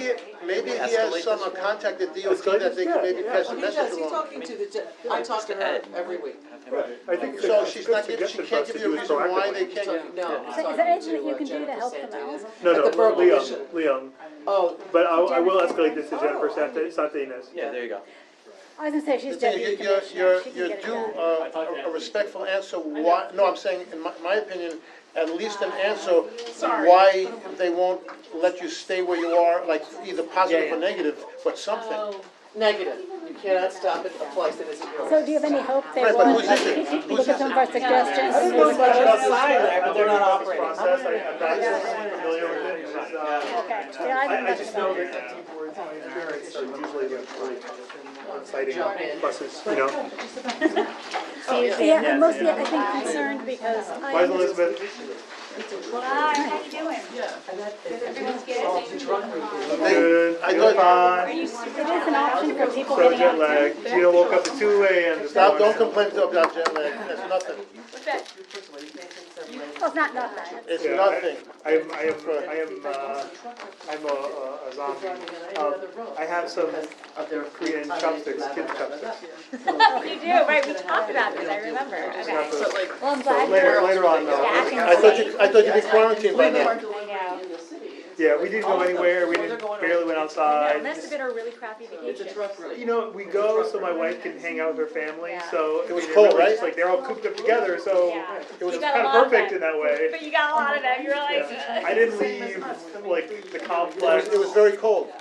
was it It was cold? actually kind of nice. Oh, because when I was there in the beginning of January, a couple of years ago, it was freezing. Yeah, no, usually their weather is very similar to New York's, but for some reason it's almost like a heat wave there. It was very nice. I thought, Oh, wow. Yeah, it's kind of nice, like, Yeah. cause like we walked around a lot of empty playgrounds. Because everyone was like, nobody was in the street, wow. Nobody wanted to be anywhere. and I'm surprised that Korea is And like masks everywhere, everyone's got a mask on. yeah, but Whole family. people, a lot of, those people wear masks a lot anyway, just if you have. Yeah, you know, right, like- yeah, I mean, it's actually kind of a cool thing, like, if someone feels kind of ill, they'll put a Right, mask right. on, but this was like way beyond that. And the health system, Every kid had a kid-sized cartoon mask on. the health system in South Korea is fantastic. Very responsive, very responsive. And so like, people are real motivated, like, when it was like, all right, we're all going to get coronavirus tests, like, everyone's like, and like, Yeah, that's, you know, that means, like, every time you have sniffles, I mean, like, you can't, you know, The outbreak, so if you like, look at the peninsula this way, like Seoul is near the top, and the outbreak was very, very south, far south. Yeah. And so, like, where people were identified in Seoul is because this, like, weird religious Sure, group, right, that, like. which everyone calls a cult in Korea, but Yeah. I don't want to be